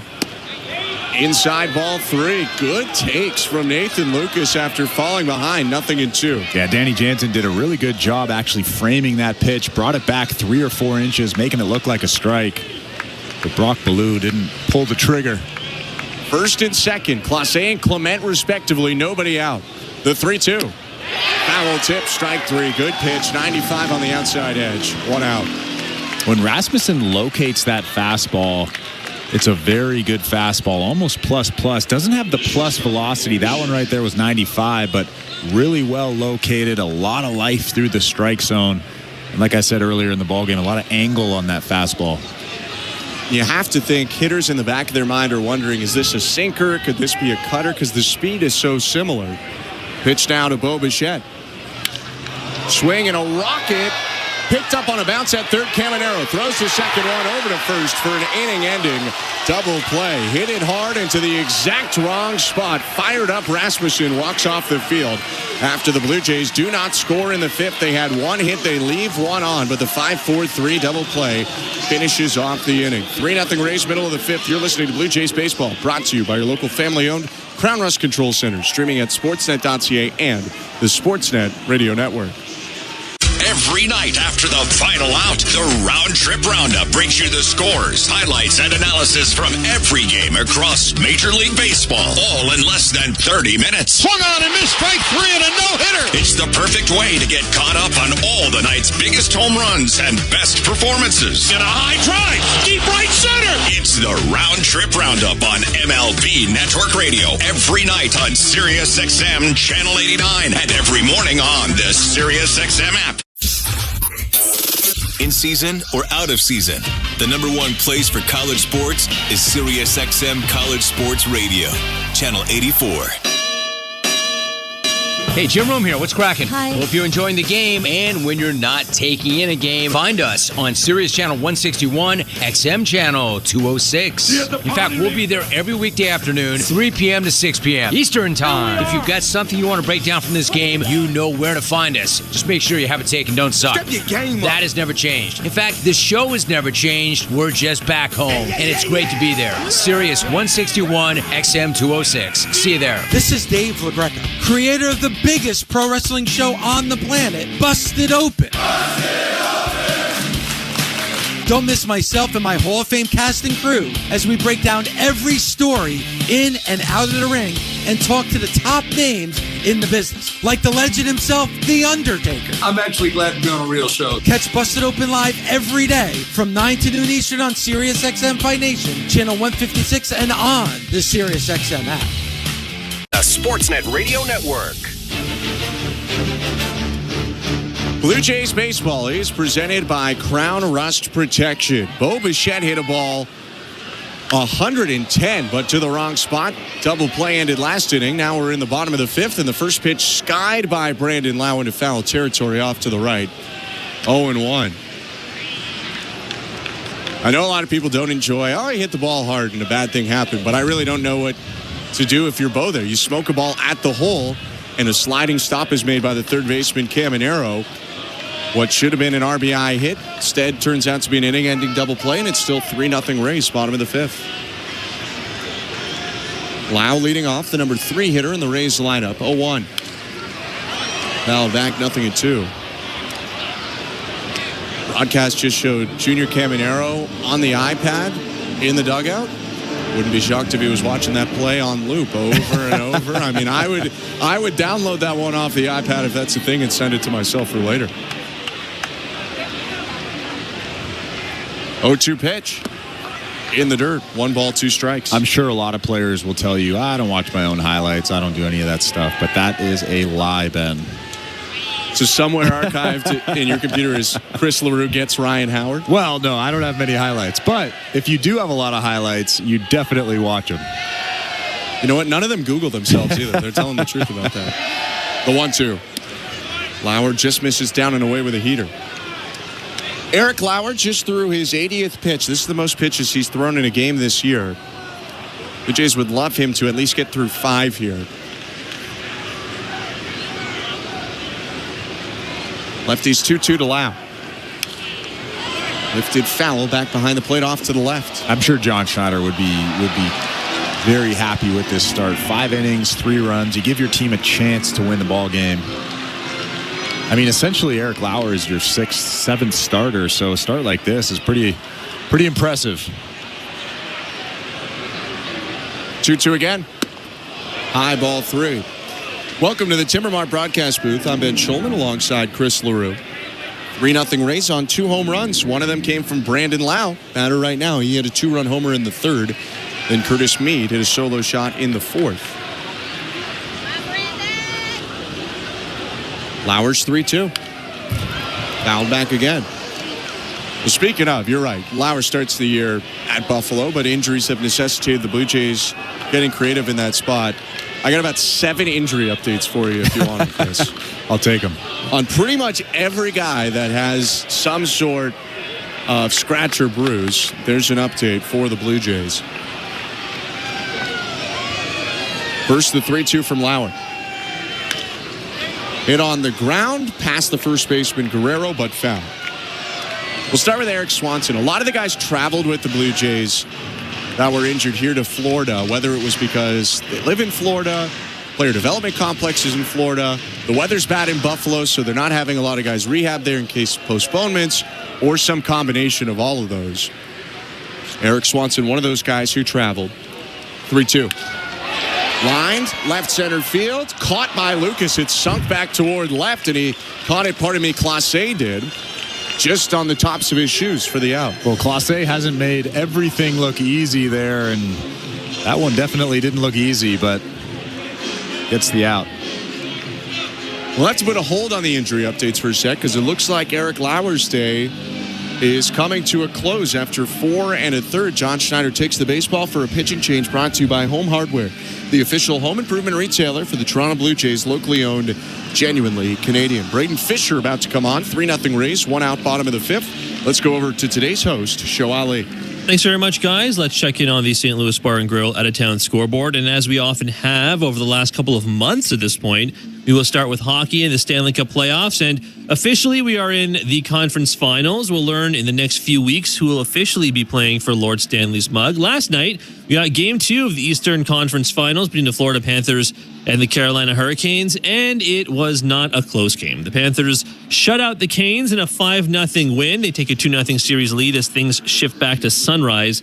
Game 3 will be on Saturday night. That's tomorrow, hockey night, 8 p.m. Eastern, 5 Pacific in Florida. On right now, we're getting Game 2 of the Western Conference Finals. Last time out, the Oilers did not survive a third-period power play blitz from the Stars. 3 straight power play goals from Dallas led to a 6-3 Stars win. They entered play the Dallas Stars with a 1-0 series lead. Oilers trying to even the series before things head back to Edmonton. Game 2 on right now, just a couple minutes into the first period, and the Oilers are leading 1-0 thanks to Ryan Nugent-Hopkins. You can watch that on Sportsnet and, of course, the CBC. Blue Jays baseball, as always, is brought to you by Crown Rust Protection. Let's get you back to the action. Here are Ben Schulman and Chris LaRue with the call. Thank you very much, Joe. New pitcher for the Blue Jays. It's the rookie, Braden Fisher, who will pitch on consecutive days for Toronto. Native of Texas, has been very strong so far in his debut campaign. 5 1/3 innings, 3 hits, no runs, no walks, 6 strikeouts. He comes on with the bases empty, 1 out, and the Blue Jays trailing 3-0, bottom of the 5th. Yeah, Braden Fisher's been pretty good. I've been impressed with the stuff, the command, the composure. This is a good situation for him to really show what he can do, especially down 3-0. First pitch is cut on and missed by Christopher Morel. He chased a breaking ball outside, 0-1. Fisher tucks the ball into his glove just above the belt. 6'4" righty kicks and offers. That one hooked on the ground towards third. Picked up by Barger. Toss over to first. 2 down. Let's get to those pitching injuries because I had promised him before.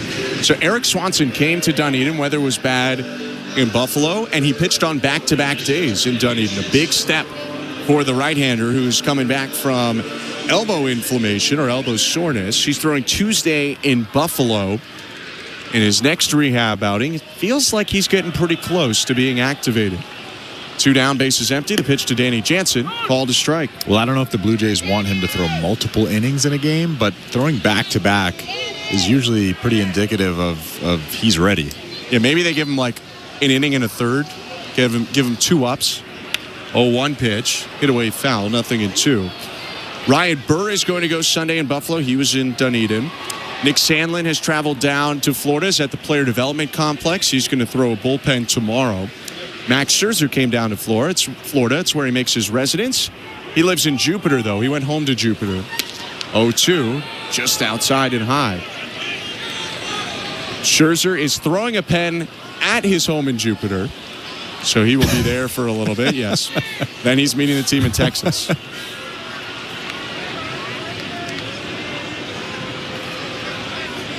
The 1-2. Down and away. 2 balls, 2 strikes. I imagine he might have a bullpen at his house. I don't know why I know why I'm laughing at that, because only Scherzer can do that. Yeah, it's unique.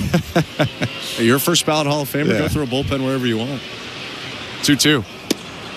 Called. Strike 3. Drops the curveball in at the knees. Does Braden Fisher, getting both batters he faces out in this 5th inning. We'll get to some more updates on the health situations when we come back. But for now, 3-0 Rays after 5. You're listening to Blue Jays Baseball, brought to you by your local family-owned Crown Rust Control Center, streaming on the Sportsnet app and the Sportsnet Radio Network. Knock all your summer projects out of the park with Home Hardware, the official home improvement retailer of the Toronto Blue Jays and your DIY partner in making your dream home a reality. From gardens to garages, back decks to front doors, refreshes and renos, we're here to help you cover all your bases and make every summer project a home run.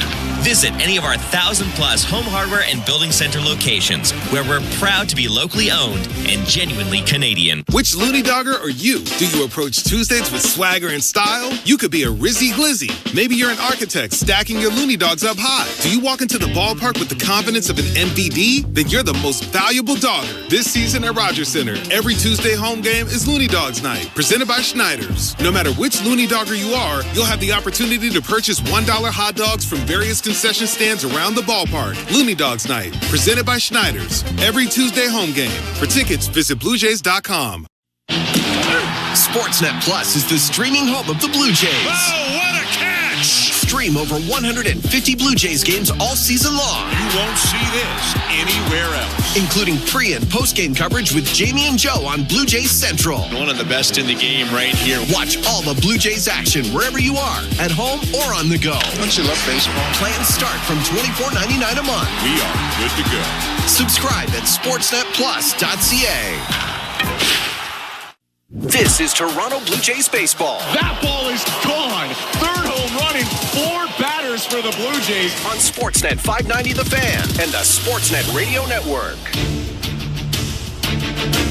Top of the 6th inning, and the Rays continuing to shut out the Blue Jays. So far, 3-0 is the score. Vladimir Guerrero Jr. up, and the pitch from Drew Rasmussen. Call the strike.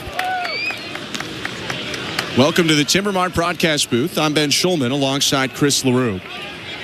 Vladdy's got a Major League Baseball best 22-game active on-base streak. The 0-1.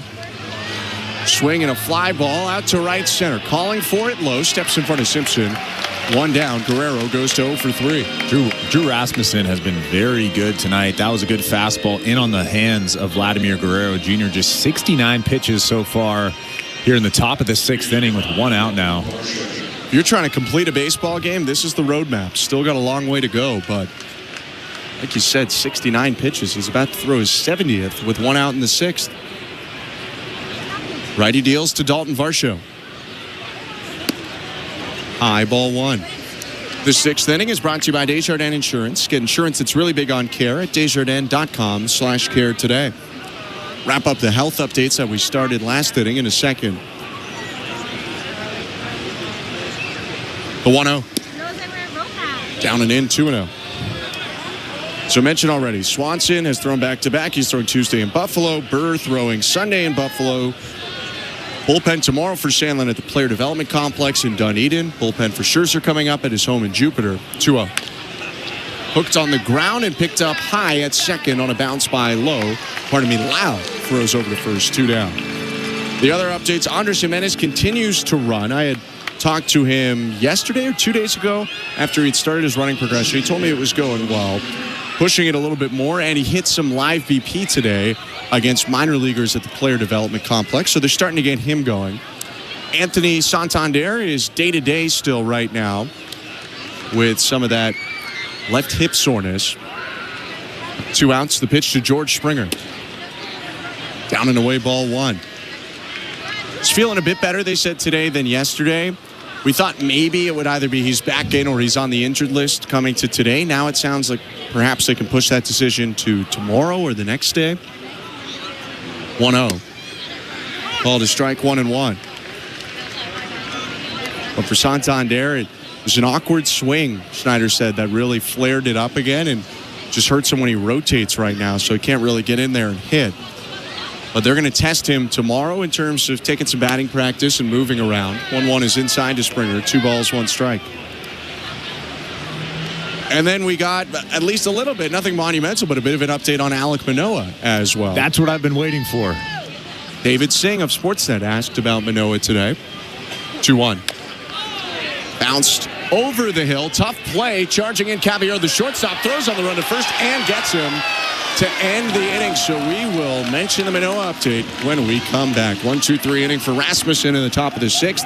And it's 3-0 Rays, middle of the 6th. You're listening to Blue Jays Baseball, brought to you by your local family-owned Crown Rust Control Center, streaming at sportsnet.ca and the Sportsnet Radio Network. Excuse me, I gotta get that grill running. Make the most of your long weekend with music specials for every activity on the SiriusXM app. From the hottest hip-hop party mixes to feel-good classic rock countdowns and exclusive artist-hosted summer specials. Find the perfect soundtracks for grilling, chilling, and more. Just search Memorial Day on the SiriusXM app. Blue Jays fans, your manager, John Schneider, joins MLB Network Radio every other Wednesday at 11 a.m. Eastern. Our bats have been really kind of the way we envisioned them. Jimenez has kind of picked up where he left off in spring, as has Bo Bichette, Alejandro Kirk, and George Springer is making progress and kind of quieting some people down on the outside with the start he got off to. Managers at the mic on MLB Network Radio, SiriusXM 89 and the SiriusXM app. While you're listening to this game on SiriusXM, we're talking about the latest odds and prop bets for this and every game on Sports Grid Radio. The under's minus 125. Heavy juice to the under. Every home run hit and every strikeout thrown can change the line. I can't for the life of me figure out how you can favor a team that never wins, ever. If you're looking for sports talk centered around the latest odds and prop bets for games, races, tournaments, or any sporting event, Sports Grid Radio, SiriusXM, Channel 159. The world's most thrilling league is now in the palm of your hand. Hear every English Premier League match all season long on the SiriusXM app. Just search for your favourite team. Bottom 6, Blue Jays and Rays in Tampa, and it's the Rays 3, the Blue Jays nothing. Thank you for tuning in tonight. I'm Ben Schulman alongside Chris LaRue. First time that the Blue Jays play a regular season game here at George M. Steinbrenner Field, and Early on, they haven't enjoyed it that much. It's been all Rays so far. Braden Fisher on for a second inning of work. Reddy got 2 outs in the 5th. Here's his pitch in the 6th to Josh Lowe. 94 on the outside edge, strike 1. All right, we've strung along injury updates for an inning and a half now. So I've been waiting for like 2 hours for this Alek Manoah update. I didn't even tell you in between. Could have told you at the break, but I wanted you to hear what everyone else did. 0-1. Swing and a miss, nothing in 2. I will say I'm overselling it. There's not that much going on, but Manoah is throwing a bullpen tomorrow at the Player Development Complex. Pete Walker is going to drive to Dunedin, more than likely to supervise that bullpen. 0-2. Swing and a foul tip that bangs off the backstop. So Pete Walker is going there. Everything is going well right now for Manoah. They said he's checked every box that they have asked him to, right on track for still a tentative August 1st return.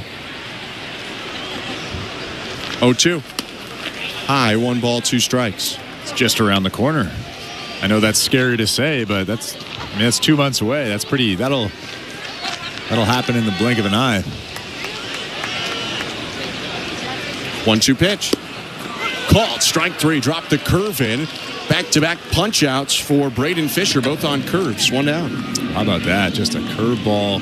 That 12-6, 83-mile-an-hour curveball buckled the knees of Lowe. Very good pitch at the top of that strike zone. I'm really impressed with what Braden Fisher is doing so far tonight. Mentioned this a lot of times, but they got Fisher in a DFA trade last season when they designated Biggio for assignment. His pitch to Caballero, cut on and miss, strike 1. But yeah, you talk about Manoah August 1st. While it does feel far away, typically your rehab assignment, especially with an injury as serious as this, is going to be about a month. So if everything tracks, here's the 0-1, hit foul off the end of the bat into the backstop, nothing in 2. That could mean that maybe in a month and a week, Alek Manoah is starting to be floated into rehab appearances. I believe pitchers get 30 days. Position players get 20 days. I think you're correct. I don't pitchers know if that's definitely changed. get 30. Yeah. 0-2. Swing and a miss. Strike 3. 3 sliders to Caballero. Fisher's dealing. There's 2 down. And it's the 30 days until the team has to make a decision whether they DFA them, whether they bring them up, whether they option them to the minor leagues. And because Manoah has options, because it came up so quickly, it's not as monumental. You know, if they want him to rehab longer, you just option him down to AAA at the end of the 30 days. First pitch to Curtis Mead, down and away, ball 1. It didn't go very well the first time that happened. No. New year. 3-0 Rays with 2 outs. Curtis Mead has the last run in this game. He homered in the 4th. Now he fouls the ball off of it. Looked almost like the right collarbone area of Alejandro Kirk. 1-1.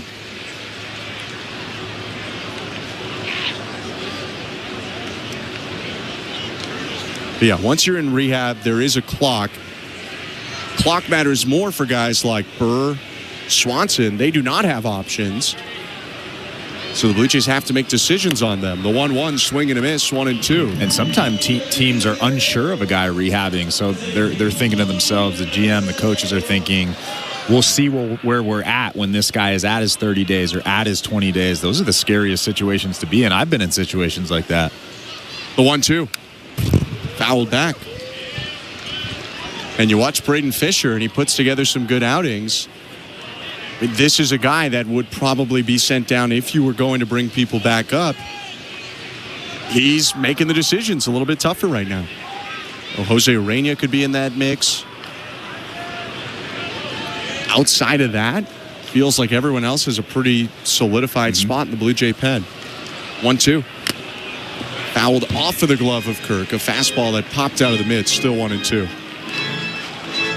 And you're not sending down Hoffman, Garcia, Rodriguez, Green, Little, or Fluharty. Sometimes these situations resolve themselves. Most of the times they do, but then there's the rare time where 1-2. Fouled off the mask of Kirk. Where the team has to make a decision, and it's a tough decision. The player's not always happy with the decision.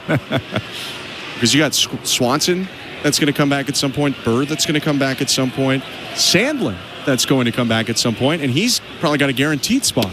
1-2, cut on a miss, strike three. This guy vying for a spot. Braden Fisher strikes out the side, including getting Caballero and Meade swinging to end the inning. Still 3-0 Rays after 6 innings. You're listening to Blue Jays Baseball, brought to you by your local family-owned Crown Rust Control Center, streaming on the Sportsnet app and the Sportsnet Radio Network.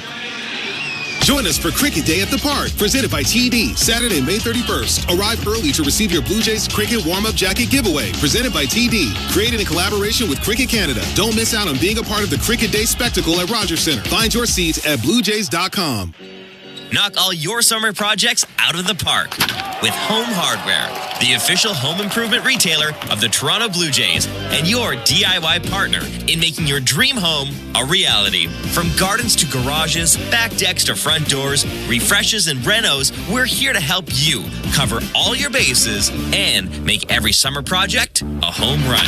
Visit any of our 1,000+ home hardware and building center locations, where we're proud to be locally owned and genuinely Canadian. At Crown Rust Control, protection runs deep because every Crown Rust Control Center is owned by a local family who cares beyond business. Your Crown Rust Control is 100% committed to their product, to you, to their community, which is your community.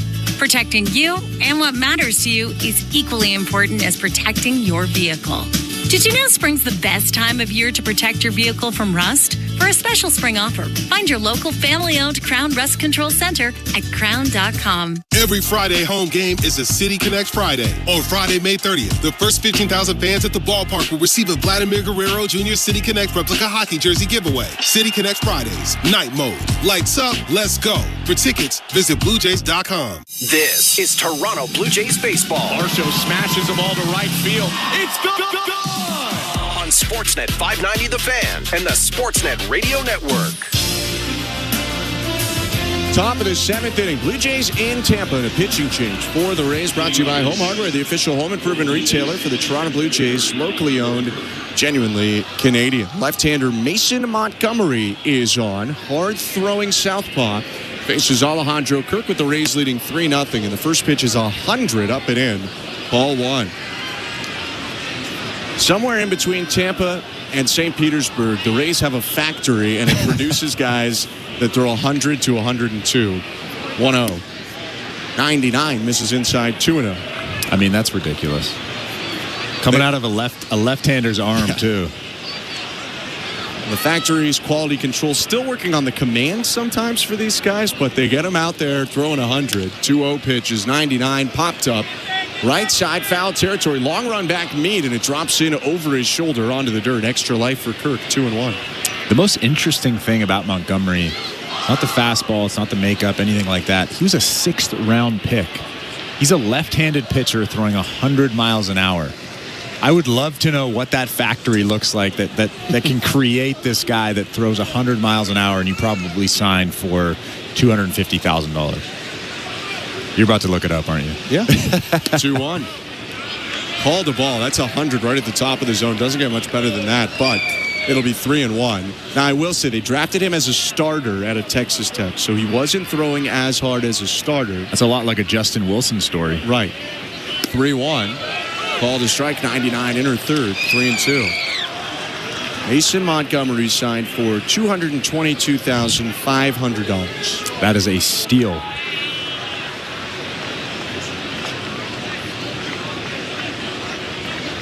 Left-hander set. Brown hair coming out of the back of his hat. 3-2. High, ball 4. Kirk started to swing, but stopped and actually dropped the bat in the motion.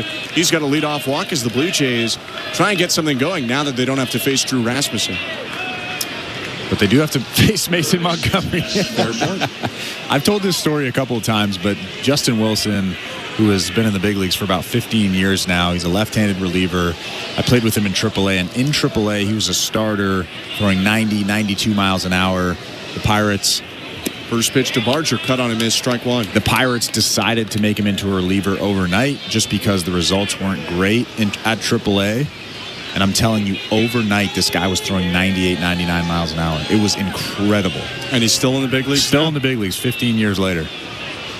0-1. High, 1-1. Well, that was like The Giants just recently put Jordan Hicks, the former Blue Jay, back in the bullpen. First time out, he touches 101 again. Just like that. The 1-1. Swing and a fly ball foul left side. 98 center cut. Hit away 1-2. Speaking of other clubs, quickly let's go to the St. Louis Bar and Grill out-of-town scoreboard. Yankees and Rockies starting a series in Colorado. 1-2 to Barger. High 2-2. I mean, goodness. On MLB tonight, they called that the Rockies horror pitching show. Because the idea of the Yankees, I like that. It was good. I forget who said it, but credit to them. The Yankees going into Coors just sounds dangerous. 2-2, hooked on the ground. That's fielded foul. Nice play by the first baseman Meade, but he leaped over the chalk to snare that bouncer, so it's still 2-2. That's also a bit of a tongue twister. Say it again really quickly. The Rockies horror pitching show. There you go. The Rocky horror picture show. How long do you think it took the Yankees to score their first run in that series? 1 inning. 4 batters, 1 inning. Paul Goldschmidt with an RBI triple. 2-2 count, runner on first, pitch to Barger. Outside ball 3. That's a great take. 100 just off the plate outside. Left on left, too. Really tough. Yeah, it's a tough matchup. Blue Jays could have gone to someone on their bench who hits right, but they're leaving Barger in there. 3-2 pitch. Low ball 4. Might have had the outside corner. It's a 50-50 pitch. It clips the strike box, which is not 100%. The Blue Jays will take it, though. The walk advances Kirk to second. Back-to-back walks to start the inning for Montgomery. So I don't think that was a strike, but that was a really tough take. It's almost like Addison Barger was taking that pitch because it was such a good pitch. He had no chance of getting the barrel to it. Might not be the worst strategy against Montgomery, a guy who can be effectively wild. He's a 2-pitch pitcher, 99-mile-per-hour heater on average, 90-mile-per-hour slider. And with those great weapons, he's got about a 5.5 ERA this year. He's walked 7 and hit a batter in 16 2/3. He's liable to spray it around the zone a little bit or miss right over the heart of the plate. And now the Blue Jays have something going here against him. Ernie Clement at the plate. Runners on first and second and nobody out in this inning. Blue Jays saw Montgomery in the series in Toronto. 10 days ago, he picked up his first career save, striking out Dalton Varsho in a 1-out save for the Rays. Pitch to Ernie Clement. Way high with the slider. Jansen had to get up out of the crouch to snare that. Gives a nod of assurance to Montgomery. Ball 1. I feel like if I'm Ernie Clement, I'm just taking all the way. Taking until he throws a strike, showing me that he can bring that ball into the strike zone. 9 balls and 5 strikes so far for Montgomery. His 1-0 is way high with a slider again. You always talk about throwing the breaking ball to get on top of it out in front. It almost seems like it's been the opposite right now for Montgomery. Until you try to place it. Then that becomes a larger issue. A look at second at Kirk. 2-0 pitch. Fastball misses low, ball 3. Yeah, he doesn't really know where that ball is going right now. You can see the frustration on his face. Obviously, Ernie Clement is not swinging at this 3-0 pitch here. Kevin Cash to the bullpen phone. Manuel Rodriguez, I believe, is loosening up. 3-0. Low ball 4. Big misses on all 4 pitches by Montgomery, and he has walked the bases loaded. Kevin Cash out to the mound to make a pitching change. Brought to you by Home Hardware, the official home improvement retailer for the Toronto Blue Jays. Locally owned, genuinely Canadian. 3-0 for the Rays, but the Blue Jays have the bases loaded. Nobody out. Manuel Rodriguez coming in for Tampa Bay. Let's go over to today's host, Show Ali. Thanks very much, guys. Let's continue checking on that St. Louis Bar and Grill out-of-town scoreboard. Let's go back to the Stanley Cup playoffs. The Game 2 of the Western Conference Finals going on right now between the Oilers and the Stars. The Stars staging a pretty dramatic late-game comeback to take Game 1, so they have a 1-0 series lead. In this game, Ryan Nugent-Hopkins has opened the scoring for the Oilers. It is 1-0 Oilers, and they're just going to the power play as well, looking to double their lead. There are 30 seconds to go in the first period. So unless they score here, The Edmonton Oilers will see the beginning of the second period on the power play as well. Watch it on Sportsnet and the CBC. Over in the NBA, we have also advanced to the conference finals. Tonight, we'll get Game 2 between the Pacers and Knicks. The Pacers staging yet another dramatic comeback this postseason to steal Game 1 from New York. They're looking to take a 2-0 series lead tonight in New York. Game 2 on right now at the Garden with about less than 4 minutes to go in the first half. And the Pacers up 43-42. Pascal Siakam with over 22 points in the first half. So you can watch that game as well. And last night we got Game 2 between the Timberwolves and the Thunder in OKC. A little closer than Game 1, but the result was the same. A win for OKC as they beat Minnesota 118-103. They take a 2-0 series lead. A day after being named the league MVP and getting his trophy, Hamilton's own Shai Gilgeous-Alexander scoring 38 points in the win. Jalen Williams had 26 points and 10 rebounds, while Chet Holmgren had 22 points as well. Game 3 will go Saturday night, tomorrow, just after 8:30 p.m. Eastern, 5 Pacific. Blue Jays baseball, as always, is brought to you by Crown Rust Protection. Let's get you back to the action. Here are Ben Schulman and Chris LaRue with the call. Thank you very much, Joe. 3-0 for the Rays over the Blue Jays, but the bases are loaded for the Blue Jays. After 3 walks issued by Mason Montgomery, he's out, and the right-hander from Mexico, Manuel Rodriguez, is into the ballgame. Jonathan Clase remains in to hit. He's got a double and a walk today, and he's up in a huge spot. Righty Rodriguez deals. Clase batting left, takes 98 on the inside edge. Strike one. More hard throwers out of that Rays bullpen. Sinker and four-seamer thrown about half the time for Rodriguez combined. Sits around 97. 0-1. This is inside at 98. This is a good test for Jonathan Clase. A big situation. The bases are loaded. Nobody out. Don't get too antsy up there. Take your pitches. Try to swing at the good ones. It's got a lot of space on the left side of the diamond. Shortstop Caballero playing directly behind second. 1-1. Hit on the ground to second. Backhanded flip over to second for one.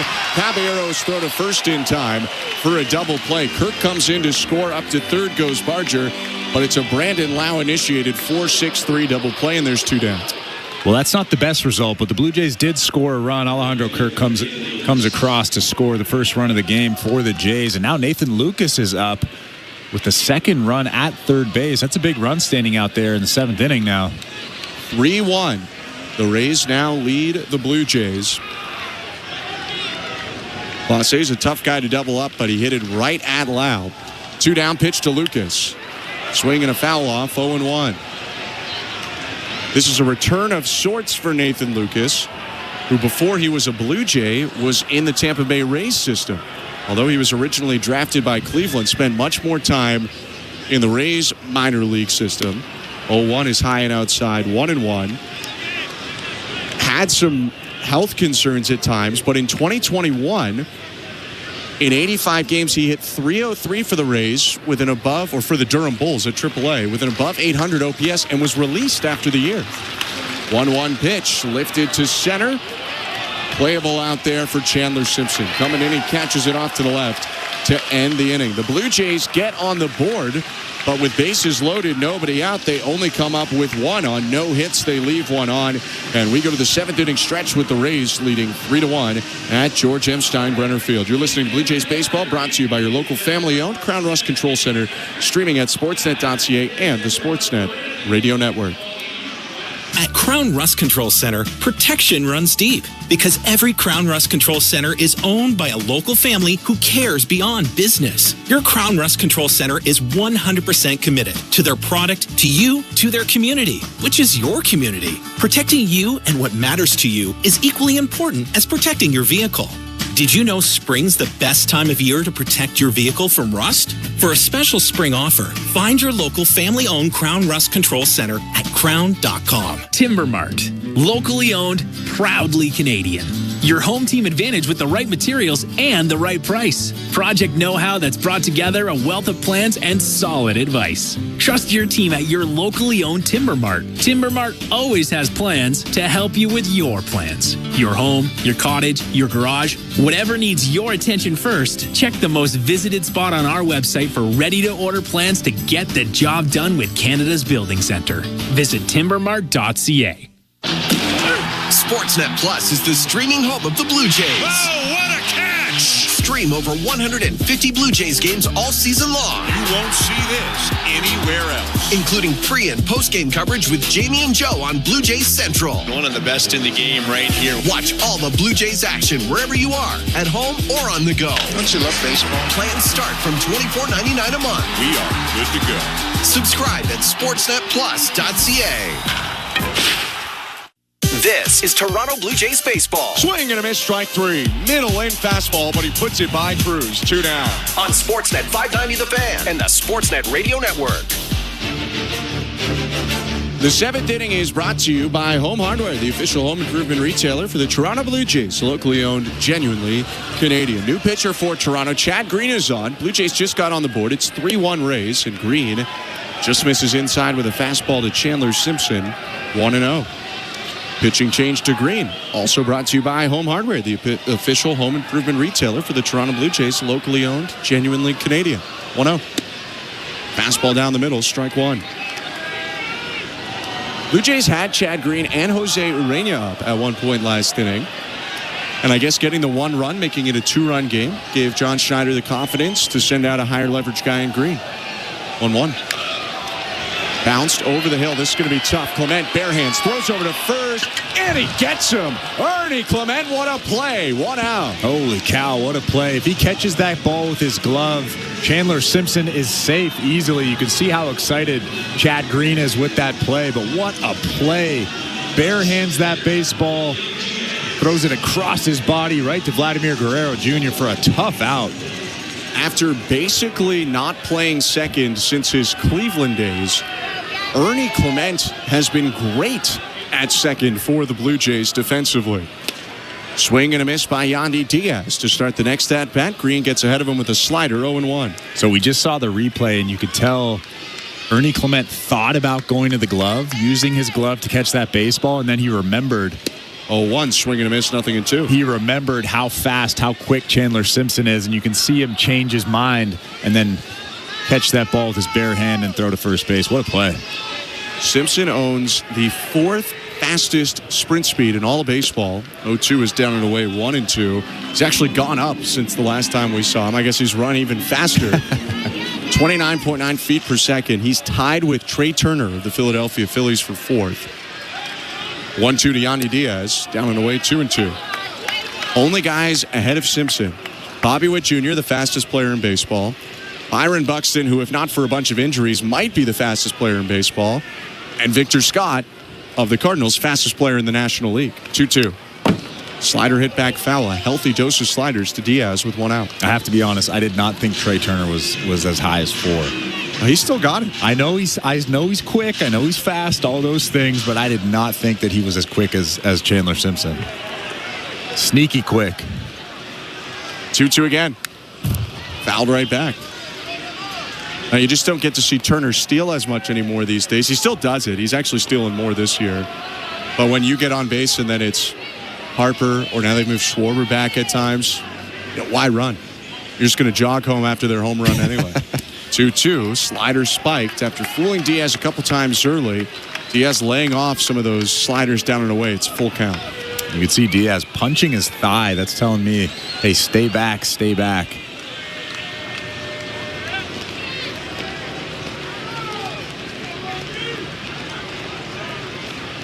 (3-2). Cut and a miss, strike 3. Went to the patented 96-mile-an-hour heater to get Diaz 2 down. Seemed like Yandy Diaz was expecting another slider there, but Chad Green sneaked in that 96-mile-an-hour four-seamer right at the top of the strike zone. A good pitch there.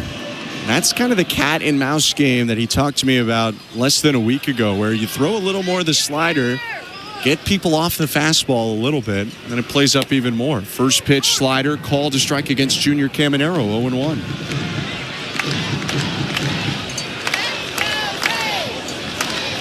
Twelve pitches into this inning, 2 outs for Green, nobody aboard.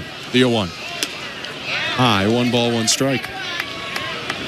It's Rays 3, Blue Jays 1. Rays have won 3 of their last 4 series, including a series win on the road in Toronto. 1-1 pitch. Rolled over, a swinging bunt just past the mound. Barehanded Barger. He fumbles with it, actually. But I think Caminero's safe either way. It's an infield hit. Tough luck for Green. Weak contact, but for the batter, Caminero, it rolled to the exact right spot. Yeah, that was the contact that you wanted. But as soon as that weak ground ball gets past Chad Green, kind of into no man's land there in the middle of the infield, Junior Caminero's safe at first base.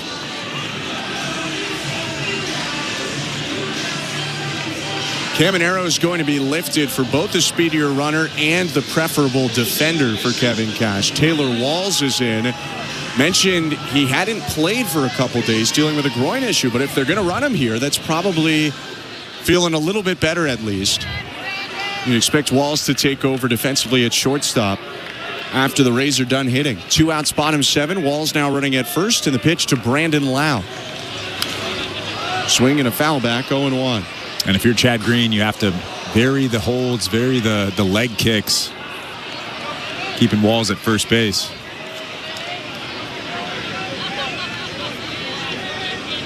Speaking of relievers, Edwin Uceda, right-hander getting loose for the Rays right now, probably for the 8th. 0-1. High heater, runner takes off, throw down to second, and he got him. Alejandro Kirk putting on a clinic with the arm this year. He cuts down the base stealer, Taylor Walls, and that will do it for the bottom of the 7th. No runs, a hit, nobody left. 3-1 Rays as we go to the 8th. You're listening to Blue Jays Baseball, brought to you by your local family-owned Crown Rust Control Center, streaming on the Sportsnet app and the Sportsnet Radio Network.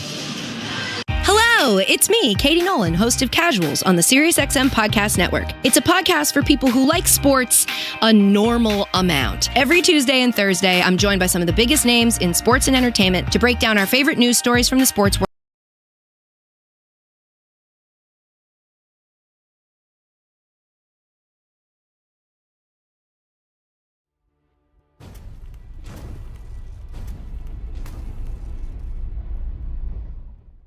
Hey, you. Yeah, you. I'm talking to you. Thanks for hanging out with us this afternoon, this evening, what time it is, wherever you're watching from all over the world. Now that we have your attention, please help us continue to grow this amazing community. We are over 100,000 subscribers here on YouTube, and we want to keep climbing all the way up to 250, all the way up to 1 million. Thanks for being here. Thanks for hitting that subscribe button and helping us grow this awesome community. Don't forget to turn on that bell so you don't miss it when we go live for every single game of the Eastern and Western Conference Finals for both the NBA and the NHL as part of our Playoff Pulse campaign. Hey, you! Yeah, you! Joe Bowen here, voice of the Leafs. Holy Mackinac, we've passed 100,000 insiders on Toronto Sports Insider. The Playoff Pulse campaign is unstoppable. Let's aim even higher. Subscribe now and join this amazing community making a difference. Together, we're showing SickKids the power of sports fans worldwide. Let's keep growing this global community.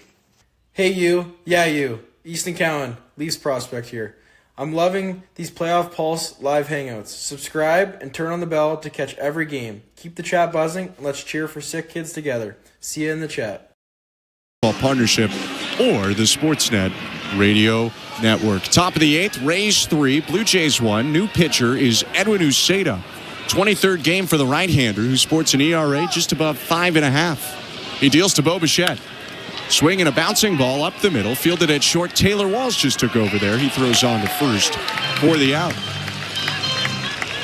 Couple changes for the Rays. Walls stays in after coming in as a base runner for Caminero. He's at short.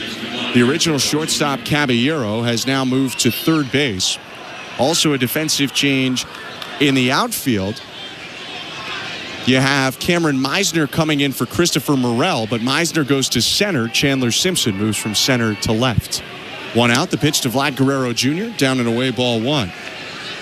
Also, the pitching change by the Rays, brought to you by Home Hardware, the official home improvement retailer for the Toronto Blue Jays. Locally owned, genuinely Canadian. 1 out, and the 1-0. Side armor just misses outside. 2-0. If it's not sidearm, it's about as close as he can be for Edwin Uceda. It's a changeup first pitcher with a low to mid-90s fastball. 2-0, called a strike, 2-1. Uceda broke out for the Rays last year while bouncing up and down from AAA. Had about a 1.5 ERA in over 40 innings. 2-1. Down and away, ball 3. Has not had the same success so far this year. And in fact, he's given up 8 earned runs in his last 6 appearances coming into this ball game, including a 3-run homer to Dalton Varsho in the series in Toronto. 3-1 pitch. Fouled back. That was the homer on the 2-homer day for Varsho, and the Blue Jays were trailing 6-4, and Varsho hit a go-ahead 3-run shot in the 8th. The saving grace for Uceda and the Rays was Campanero's grand slam in the 9th, and the Rays won 11-9. 3-2 to Vlad. Fouled off to the right, late swing, and he rockets it into the first base dugout at Tampa Bay. Uceda's just so tough. Just a little sidearm action, really difficult to pick up that baseball. And Vladimir Guerrero Jr. with a little awkward swing, staying alive there on a tough fastball in off the plate. The 3-2. Hauled outside, ball 4. That looked like it had the outside edge. Uceda looked in for a moment with his hands on his knees. Whether it was just a miss from Brock Ballou or a good sell job from Vlad, who tossed the bat and ran right away, he'll extend his on-base streak to 23 games. And more importantly, now Dalton Varsho steps up to the plate as the tying run. Almost half the baseball was on the plate. Danny Jansen held the ball, thought that was strike 3, but Vladimir Guerrero Jr. ends up at first base. Pitch to Varsho, outside, ball 1. Strike box is not 100%, but generally if it's going to hit that much of the zone, it's probably a strike. 1-0. Foul tip, 1-1. Ben, I wasn't using the strike box. I was just eyeballing it. Fair. My bad.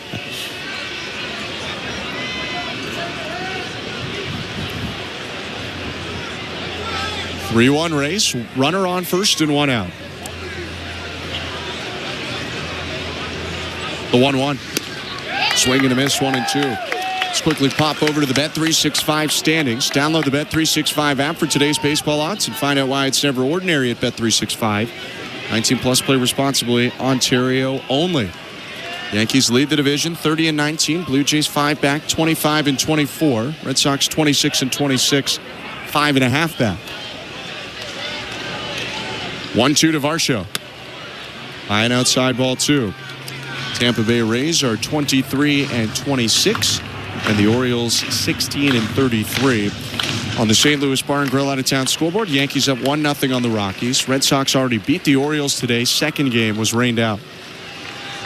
2-2. Swing and a fly ball, right field.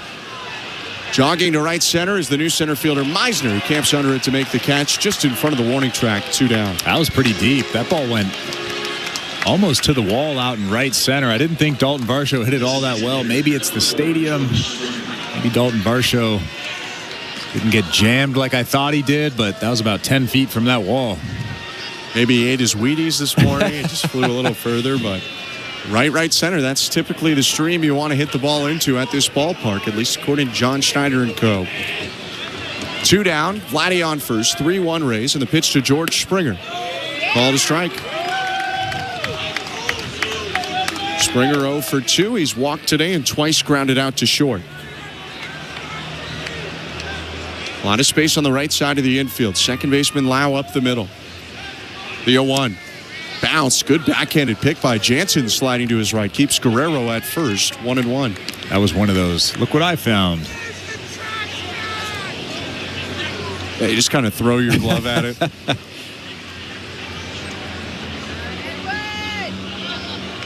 1-1. Picked again on the backhand side. That one a little bit easier for Jansen. 2-1.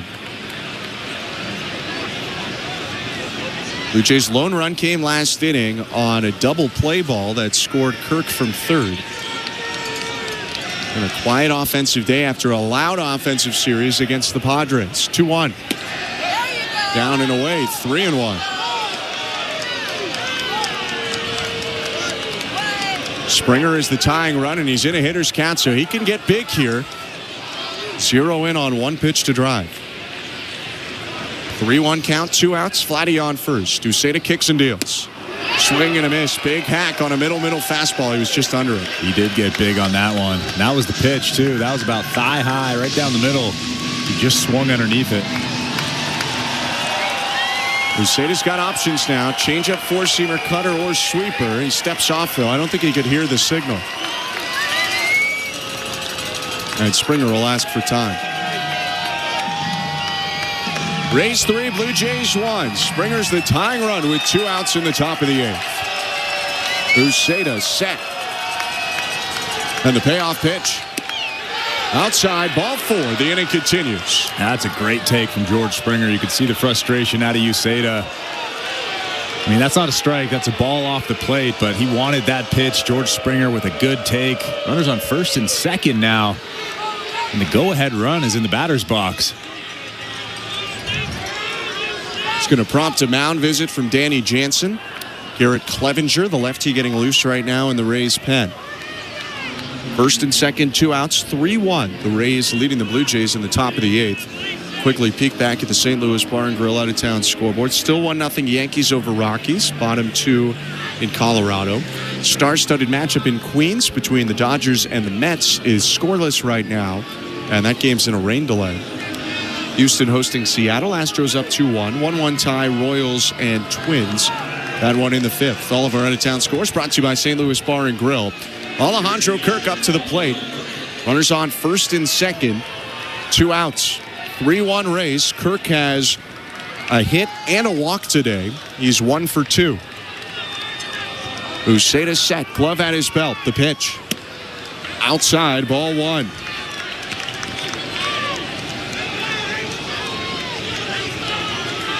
Blue Jays have 4 hits today. They have 7 walks, including the 2 runners on right now. 1-0. Called a strike. To a certain extent, this is the Rays' strategy. They have a handful of effectively wild guys, whether they throw really hard like Mason Montgomery or they got a funky angle, like Edwin Uceda. 1-1. Called strike. Perfect changeup on the outside corner. Bottom of the zone. 1-2. That's a good call right there. A tough call, but that's a good call. Just clip the bottom of that strike zone.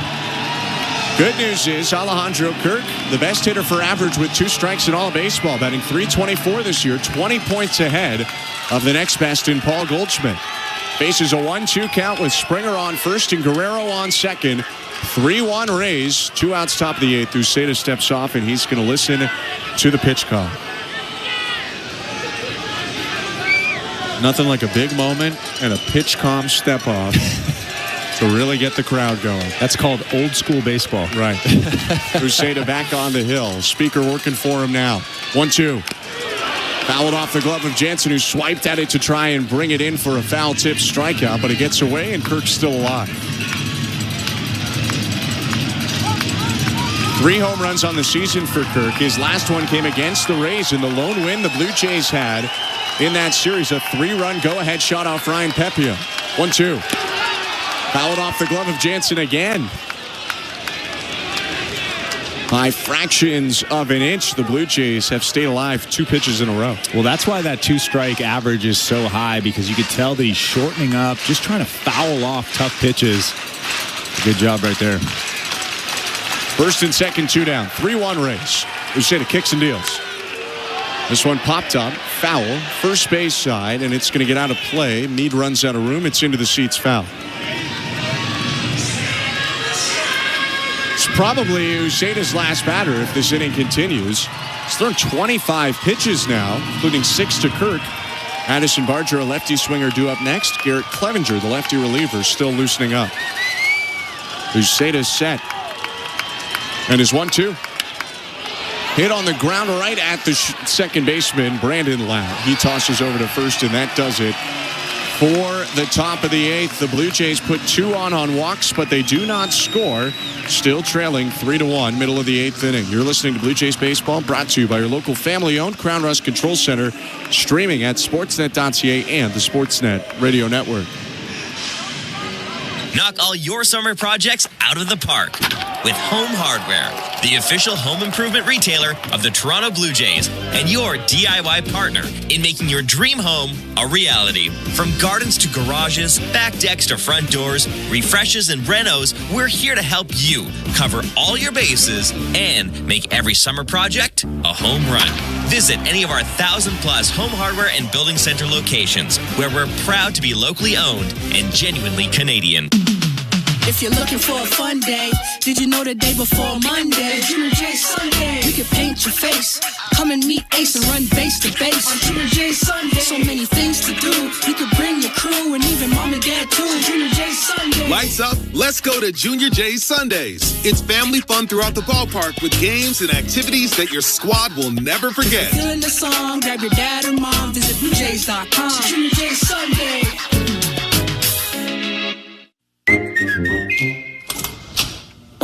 Guess who just bundled their home and auto with Desjardins Insurance? Well, look at you, all grown up and saving money. Yes, I am. Mom told you to do it, didn't she? Yes, she did. Get insurance that's really big on care. Switch and you could save up to 35% on home insurance when you bundle home and auto. Desjardins Insurance. Here for your home, auto, life, and business needs. Certain conditions apply. Hey, this is Chad Green. You're listening to Toronto Blue Jays Baseball on the Sportsnet Radio Network.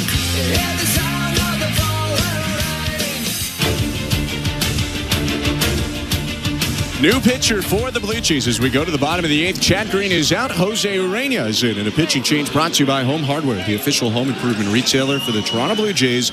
Locally owned, genuinely Canadian. Long-haired right-hander making his 6th appearance of the season as an ERA right around 7, although that's a bit inflated by one outing with the Mets. In 9 1/3 innings with the Blue Jays, he has 5 earned runs allowed for a 4.82 ERA. He comes in with the Blue Jays trailing 3-1, trying to keep it right there in the bottom of the 8th inning. He'll face left-handed hitter Brandon Lau, who was up to end the bottom of the 7th. The pitch. Caught in a miss on a changeup, 0-1. It's a good pitch. That's really his best pitch. Outside of that good sinking fastball, he's got a very good changeup when it's located well. Mid-90s heater, high 80s changeup. Next offering is a changeup popped up. Third base side, foul territory. Barger crosses the line onto the side warning track dirt and makes the catch. Quick out for Urena. Urena's job in this inning is just keep the score where it is. The Blue Jays can come back in this ball game, although it'd be tough. A 3-1 score is much easier than a 4-1 score. Blue Jays are not far out of it. It feels like more than 3-1 because they haven't got much going with the bats. A lot of walks, but not that many hits. Pitch to Cameron Meisner, batting for the first time. He takes a 97-mile-per-hour heater for strike 1. Meisner, a lefty swinger, came into the game defensively in the top half of the inning. A 1. Swing and a miss. Rookie out in front of the change. 1, no balls, 2 strikes. Urena, the only guy who came into the Blue Jays bullpen today that did not pitch yesterday. 0-2. Fouled away. And he's looked like it. I mean, that fastball's been great. The changeup's been great. He looks fresh. Last pitched 2 days ago through 2 scoreless innings in the Blue Jays' 14-0 win. 0-2. Outside with a heater.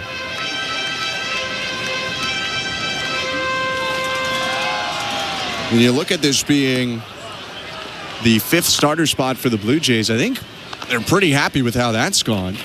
1-2 pitch, hooked on the ground, just past the glove of Urena. Backhanded Clement, snaps the throw to first to beat Meisner. 2 down. The pitching, giving up 3 runs so far in 7 2/3 on the Eric Lauer start day. That's pretty good. They just needed more against Rasmussen or Montgomery or Rodriguez or Salem. Like I said earlier, Eric Lauer's job is to just give his team a chance to win. John Schneider is going to be thrilled about that start from Eric Lauer. Not thrilled about the offensive output today. But Eric Lauer looked very good. First pitch to Danny Jansen, called a ball. It looked like it had the zone. It's 1-0.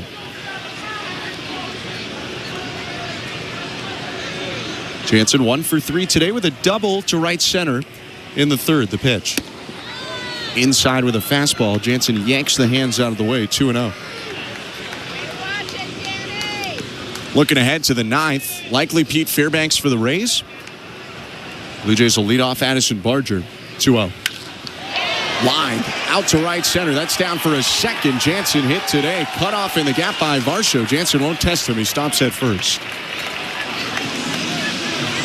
Danny Jansen is starting to heat up. He's had a slow start to the season at the plate. That's his 5th multi-hit game and now his 35th game. He's had 20 hitless games so far. But if they can get this guy going, he was supposed to be a big offensive ad for them. Yeah, that's a pretty good swing right there. Using the big part of the field, not something that Danny Jansen does all that often. Loves pulling the baseball, but hammers that pitch there. First pitch to Josh Lowe, bounce to short. Bo Bichette will jog to second, beating his former teammate Jansen there to end the inning. Scoreless frame around a hit for Jose Urena. He does his job, and now the Blue Jays need 2 to tie this game, 3 to take the lead. They're down 3-1 going to the 9th. You're listening to Blue Jays Baseball, brought to you by your local family-owned Crown Rust Control Center, streaming at sportsnet.ca and the Sportsnet Radio Network.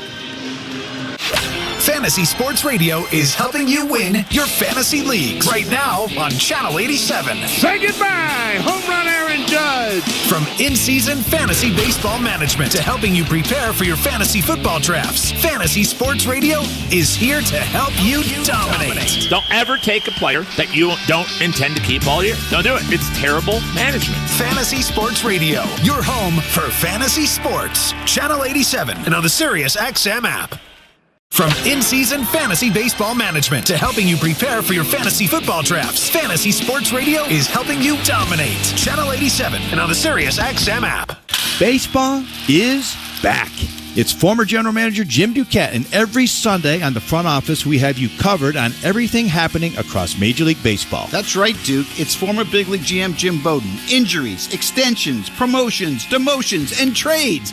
We'll have you covered on all the news. We'll bring you the front office perspective as the season heats up. Front office with Jim Duquette and Jim Bowden Sundays at 10 a.m. Eastern on MLB Network Radio, Channel 89, and on the Sirius XM app. This is Xavier Scruggs from the Leadoff Spot. Join me and Danny Wexelman Monday at 7 a.m. Eastern as we recap all the action from the weekend in baseball, including a clash between 2 of the NL's best, as Juan Soto and the Mets host Shohei Ohtani and the Dodgers. We'll give you all the big plays from all the big games in case you missed it, and take you around the bases with all the top stories of the day. All that and more in the Leadoff Spot on MLB Network Radio, Channel 89, and the Sirius XM app.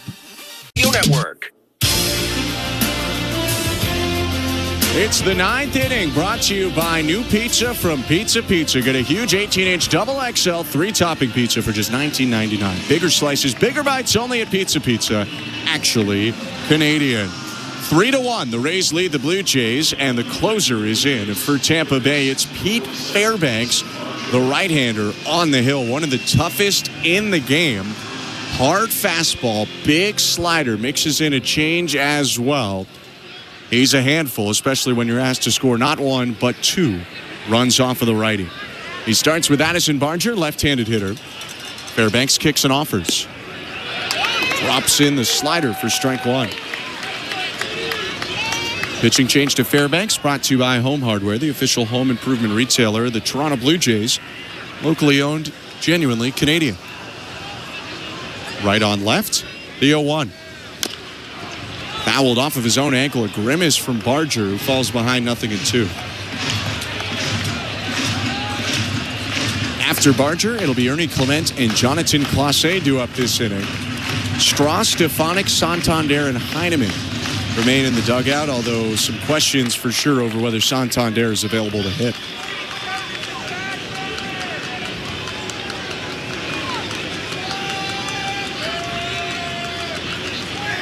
Fairbanks 0-2. Outside at 98.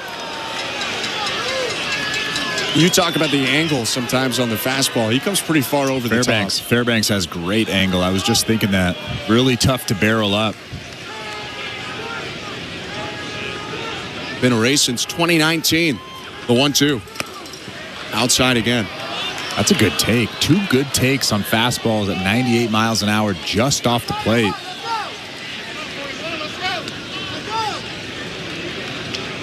Facing a tough guy in Fairbanks who's got a 2.25 ERA in 20 innings and 8 saves this year.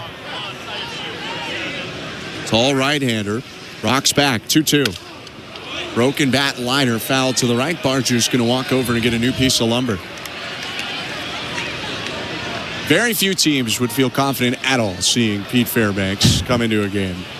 But if the Blue Jays can cling to something, last time they saw him, they actually got to him. One of the few times this year that Fairbanks hasn't been sharp in that crazy back-and-forth 11-9 Rays win in Toronto. Fairbanks came in a non-save situation, gave up 3 straight doubles at one point to Straw, Bichette, and Guerrero. Scored 2 runs, actually had to be lifted for Montgomery to come in and get the save.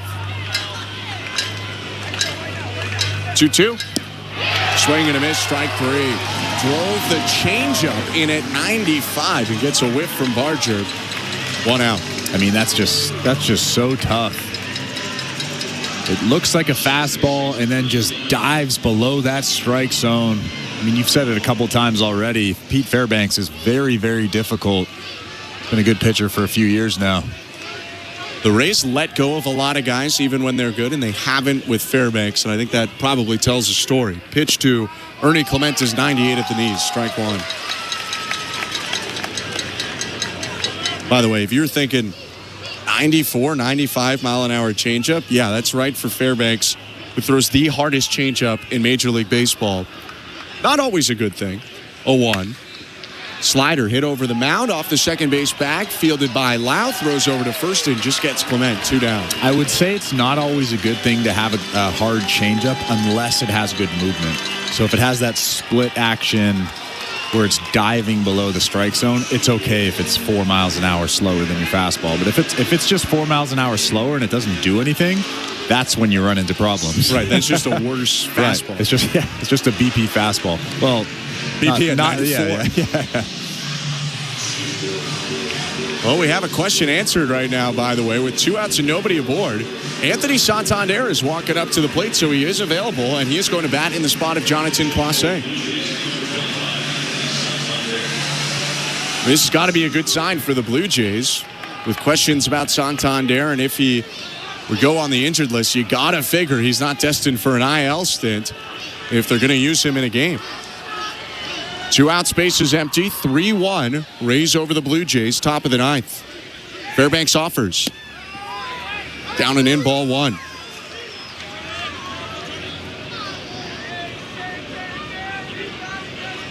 Santander hitting a .188 on the year. OPS just under 600. He does have 6 home runs. The pitch. Inside. He jumps out of the way from 98, 2-0. Last time he played was 2 days ago on the 21st, and he was lifted mid-game.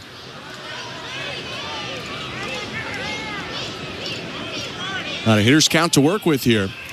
Santander, the switch hitter, batting left, and the 2-0 from Pete Fairbanks. Down with the slider, ball 3. How about that? A 2-0 slider from Pete Fairbanks.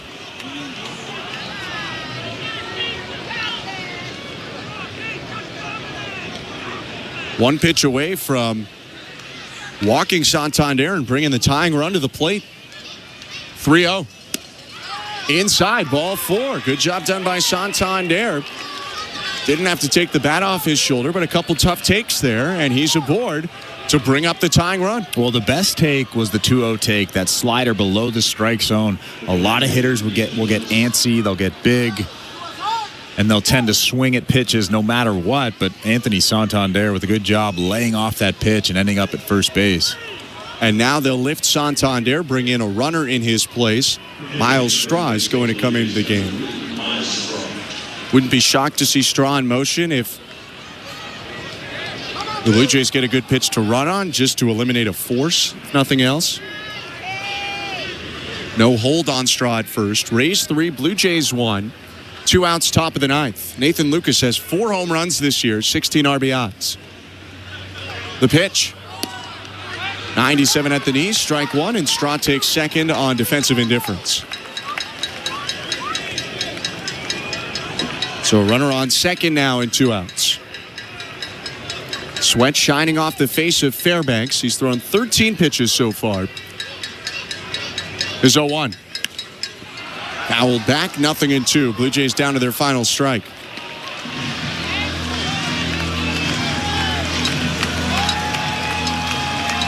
Pete Fairbanks has not allowed a home run this year. He's allowed 17 in his career across 225 innings. Home run would tie it. 3-1 for the Rays. 2 outs and the 2-strike pitch. Swing and a miss. Strike 3. A dominant pitching performance for the Rays all the way from Rasmussen to Fairbanks. They take the series opener 3-1 over the Blue Jays. Well, the Blue Jays had their chances. Not many of them. But Drew Rasmussen was very good tonight for the Tampa Bay Rays. Eric Lauer was pretty good today for the Toronto Blue Jays today, and that snaps that 3-game winning streak for the Toronto Blue Jays. A tough loss for the Jays. 3-1 the final score. We're going to take a break. When we come back, we'll wrap it up and get you over to Blue Jays Talk with Blair and Barker. You're listening to Blue Jays Baseball, brought to you by your local family-owned Crown Rust Control Center, streaming at sportsnet.ca and the Sportsnet Radio Network. Which loony dogger are you? Do you approach Tuesdays with swagger and style? You could be a Rizzy Glizzy. Maybe you're an architect stacking your loony dogs up high. Do you walk into the ballpark with the confidence of an MVD? Then you're the most valuable dogger. This season at Rogers Center, every Tuesday home game is Looney Dogs Night, presented by Schneider's. No matter which loony dogger you are, you'll have the opportunity to purchase $1 hot dogs from various concession stands around the ballpark. Looney Dogs Night, presented by Schneider's. Every Tuesday home game. For tickets, visit BlueJays.com. Not tomorrow, not someday. The home improvements begin today. It's game on with Timber Mart. Build that deck, raise that fence, landscape till your property is beautiful. Make no payments for 12 months with the Timber Mart Deferred Payment Program. Apply for a Timber Mart project card today and pay later, 12 months later. Financing provided by Fairstone Financial Inc. Conditions apply. Ask in-store for details or apply at timbermart.ca. Locally owned, proudly Canadian. Timber Mart is Canada's building center. Knock all your summer projects out of the park with Home Hardware, the official home improvement retailer of the Toronto Blue Jays and your DIY partner in making your dream home a reality. From gardens to garages, back decks to front doors, refreshes and renos, we're here to help you cover all your bases and make every summer project a home run. Visit any of our 1,000+ Home Hardware and Building Center locations, where we're proud to be locally owned and genuinely Canadian. At Crown Rust Control, protection runs deep because every Crown Rust Control Center is owned by a local family who cares beyond business. Your Crown Rust Control is 100% committed to their product, to you, to their community, which is your community. Protecting you and what matters to you is equally important as protecting your vehicle. Did you know spring's the best time of year to protect your vehicle from rust? For a special spring offer, find your local family-owned Crown Rust Control Center at crown.com. This is Toronto Blue Jays baseball. Clement vacuums it up, throws to second one. Jimenez to first, double play. On Sportsnet 590 The Fan and the Sportsnet Radio Network. Welcome back to Blue Jays baseball. Alongside Chris LaRue, I'm Ben Schulman. The Blue Jays fall to the Rays today 3-1 in the series opener. Let's take a look back at it quickly.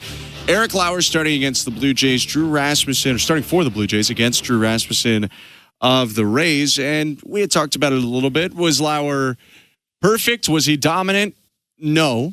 But he at least held the Blue Jays in it through 4 1/3. He gave up 7 hits, 3 runs, 2 walks, and 2 strikeouts. It was 2 mistakes that really hurt him. 2-run homer in the third by Brandon Lau and a solo shot in the fourth by Curtis Mead. But he at least put the Blue Jays in a position where they didn't have to shred their bullpen and really hurt a lot of their arms going forward in the series. Well, I think that was the job for Eric Lauer going into this ball game. Like we mentioned during the broadcast, he's essentially the 6th or 7th starter for this Blue Jays team. John Schneider is not expecting him to go out and pitch 7 innings, 1 run, no hit, something like that. So Eric Lauer going out and giving you 5 innings, 3 runs, that's a perfect job from him. He gave his team a chance to win. The Blue Jays just couldn't come through against a very tough Drew Rasmussen today. Drew Rasmussen was great. 6 innings, 4 hits, no runs, 2 walks, 3 strikeouts. Blue Jays had a few chances against him, not that much. Probably what you look, though, at as the missed opportunities for Toronto. Over the course of the final 3 innings, the Blue Jays walked 6 times against the bullpen of the Rays. They had 8 walks total on the day. The 7th inning, they walked the bases loaded, only get 1. 2 walks in the 8th, they don't score, and then the 2-out walk in the 9th against Pete Fairbanks.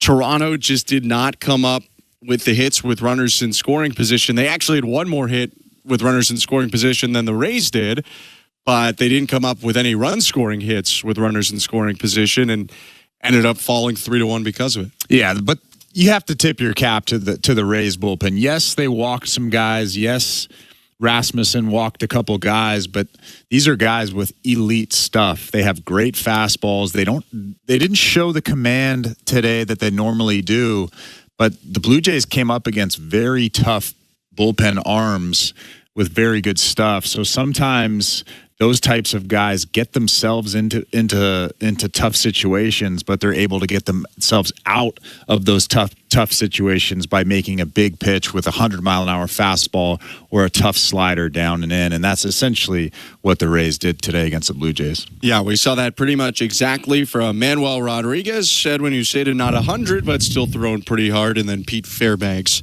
in the 9th inning. And the Blue Jays ended up falling in the game 3-1. Toronto had 1 run on 4 hits, no errors, 8 left. The Rays, 3 runs on 8 hits, no errors, 6 left. The win for Drew Rasmussen, he's 3-4. The loss for Eric Lauer, he's 1-1, 9th save of the year for Pete Fairbanks. A 2-hour, 35-minute affair in front of just over 10,000, pretty much a capacity crowd at George M. Steinbrenner Field. And with the loss, the Blue Jays back to 500, 25-25. The Rays inch closer to 500 at 24-26. We'll be back tomorrow at the same time, 7 Eastern, as the Blue Jays and Rays face off in Game 2 of the series. It's Jose Barrios for Toronto. It's Shane Baz for Tampa Bay, and what should be another entertaining pitching matchup at George M. Steinbrenner Field. For our technical director tonight, Tom Young, our host and producer, Show Ali, and my partner, Chris LaRue, I'm Ben Schulman. Thank you so much for tuning in. We really appreciate it. Hope that you're with us again tomorrow for the 7:05 Eastern first pitch, and stick around to get your calls and texts and have your thoughts heard. Blue Jays Talk with Blair and Barker starts right now. All right, Kevin. Well, let's get the second guessing out of the way right away, shall we? Go for it. It is Blue Jays Talk with Blair and Barker. The numbers, as always, 416-870-0590, star 591, 888-666-0590, 590 is a text line. All right, a question for you, Kevin. Anthony Santander, who didn't start today because of the hip issue, comes off the bench with 2 out in the 9th inning to pinch hit, draws a walk. 7th inning, bases loaded. Jonathan Clase comes up to the plate, hits into a double play. Now, it was a good play. I mean, the Rays' infield defense was pretty good tonight, pretty much on point. Maybe we'll hear an answer from John Schneider about this. Sure. But if I know I'm going to be using Anthony Santander in the game, why am I not using him with the bases loaded? I think confidence. I mean, again, right now, who do you have more confidence in? And I can't believe I'm saying that, Clase or Tony Taters? I have to have more confidence in Tony Taters because then nobody's going to ask me the question. Why did you? I mean, if you know you're going to use him, if he's an option, you ended up using him with 2 out in the 9th inning. You had to pinch run for him. He hits a home run in 2 out in the 9th inning, and it's 3-2. Again, there were a lot of reasons the Jays lost this game tonight. I mean, they had 8 walks and they couldn't cash anything in. They could not come up with a clutch hit. So, and the Rays hit 2 home runs. So there were reasons beyond this. And again, maybe John Schneider will get asked this. I just found that puzzling, to say the least. If you're not, me too. If you're not playing, I mean, I have no problem with not playing Anthony Santander today. If he's hurt, he's hurt. He's hurt. Sure. But you had Miles Straw. You've got Stefanik. It's not like it would have impossibly changed your outfield alignment to make that move. Nope. Yes, Anthony Santander's scuffling right now, but some would say lost. But again, I as much as Jonathan Clase has been okay since he's been up here. Had a good day yesterday. He's not getting paid, as you would say, beaucoup dollars. Oh, you care what he's getting paid now, eh? Well, I do now in that situation. Wow. I mean, you can't just pick your times when you're going to yell and scream about how much it is getting paid. Sure I can. I mean, we have no idea what's going on. I mean, maybe he wasn't ready to hit. Who knows? I have no idea. But I know he didn't hit. It's a fair question, though. Yeah, absolutely. I know he didn't hit, so I think the first thing you would start to think about is maybe he has more confidence in the dude that's going to the plate than the dude that's been sitting over there for quite some time who's, looking lost more times than not. I'm with you. I don't know why you'd even pinch hit him down 2 runs with nobody on base. Agreed. With 2 outs. That makes no sense. Maybe you're just trying to get him, to where he's raring and ready to go for tomorrow, just to make sure that the hip's okay and the shoulder and whatever else is wrong with him. Maybe the walk gives him confidence, but I'm with you. I mean, hopefully that's the first question they ask is why? Why 7th inning it didn't go a different way? As it was in the 7th inning, the Jays did have the bases loaded with none out.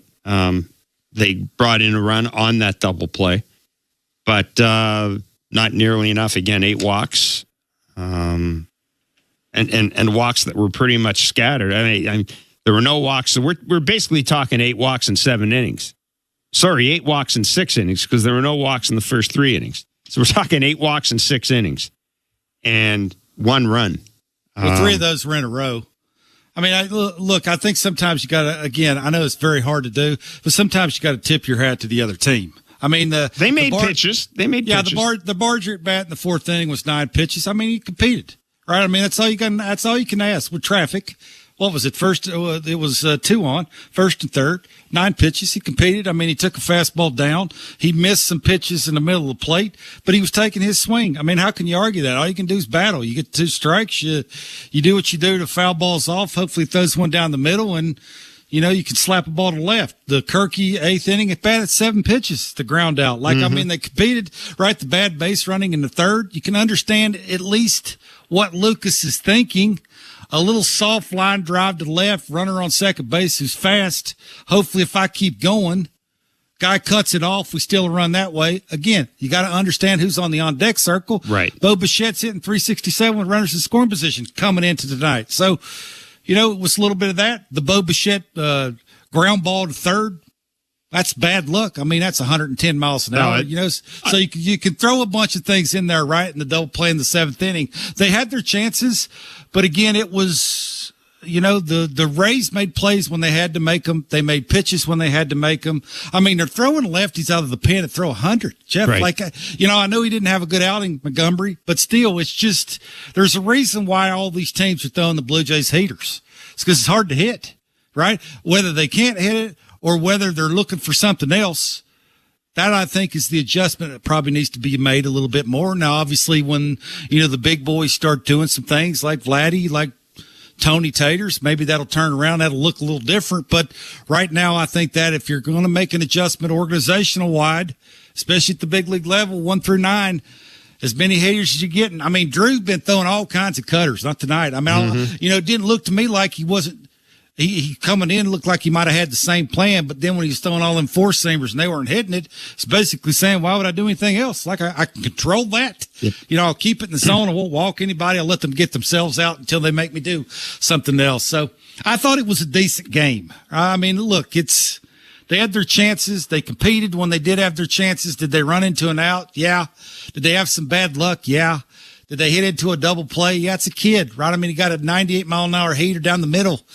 He's not known for run producing. Like that, I think, is to your argument. If you're going to use Tony, that would have been the place to use him. But and again, tip your hat. And also credit the Rays. The Rays made some nice plays in the field. No question. I mean, they did. They made some, and frankly, so did the Jays. Ernie Clement made a terrific play on Simpson, and the Kirky throwing and the Kirk throw walls out at second base. I mean, he's turned that into an art. Yep. So yeah, I thought it was a decent game. I just again, it's very hard when you're watching these games if you're a fan of the team that lost to tip your hat to the other team. I just think tonight that was sort of what it was, right?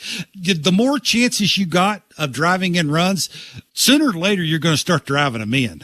I mean, that's just reality. Keep doing it. Getting the dudes on base. Somebody's going to come up sooner than later and get the big hit. And you tip your hat to both sides when it comes to the pitching staffs. Like both staffs, did exactly, I think, what they were supposed to do. One kept the lead, and one, when they lost the lead, kept the lineup close enough to where they had a chance to win it. I think that's all you can ask on the road.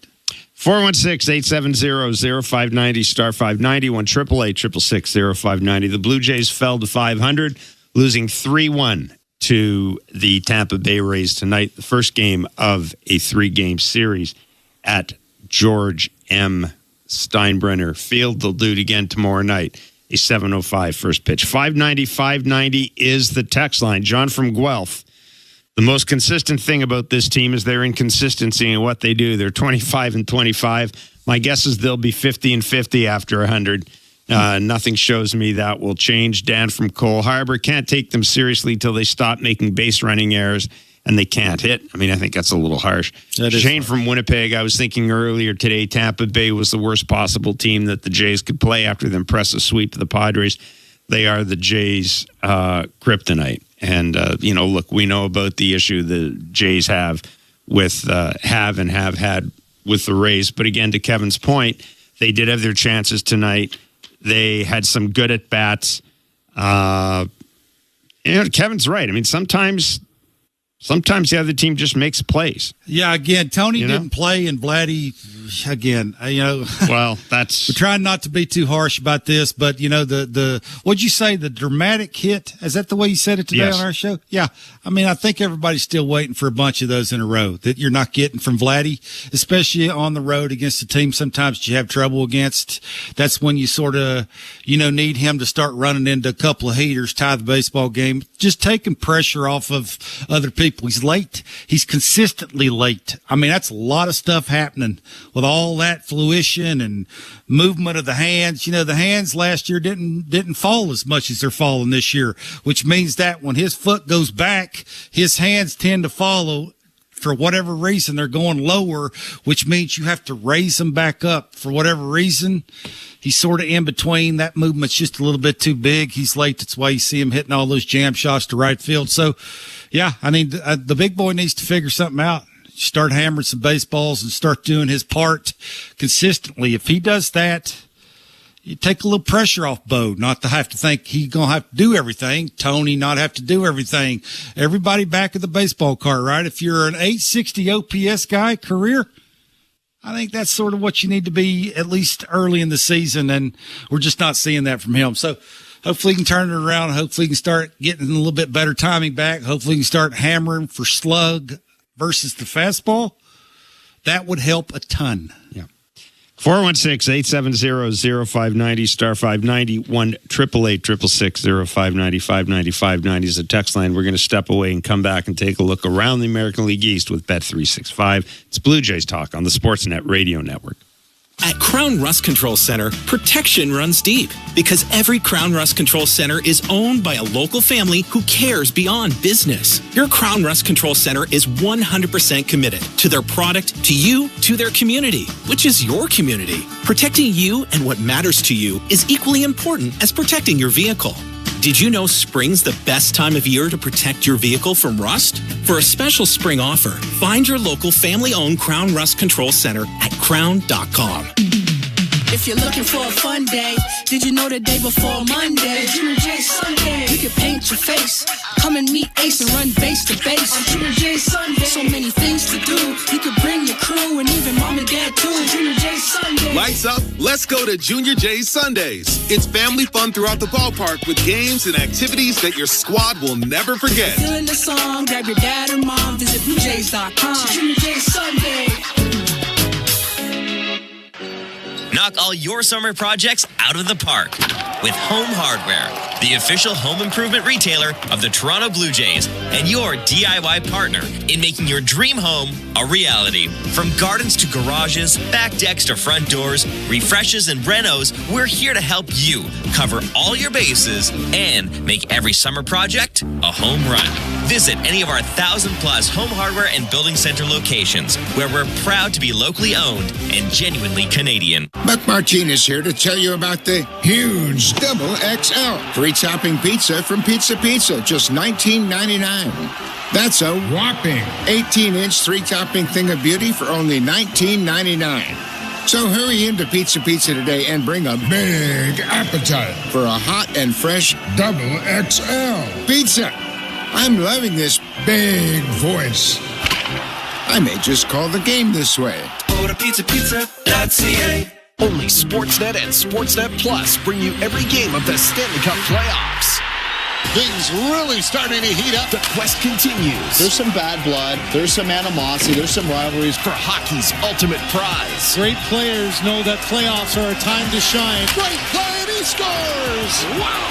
From 16 teams to one champion. You cannot script this stuff. Watch or stream every game of the Stanley Cup playoffs. Only on Sportsnet. Here for the Cup. Of all the things that TimberMart can lend a hand to build, community ranks among the most important. And with the TimberMart Local Leaders Initiative, we strive to recognize those dedicated to making their hometowns a better place to live, work, and play.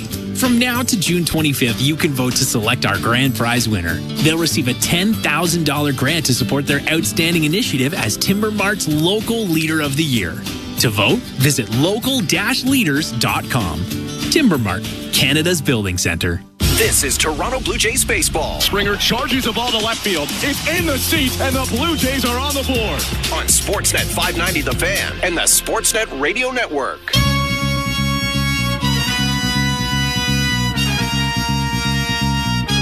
All right, time now to take a look at the Bet365 standings update. With Bet365, you can watch thousands of live games, you can build your own bet, and you can even make a bet while the game's still being played. 19 plus, play responsibly, Ontario only. Well, I don't know how long this score is going to last, but as we speak, the Yankees and Colorado Rockies are tied at 1 in the 5th inning.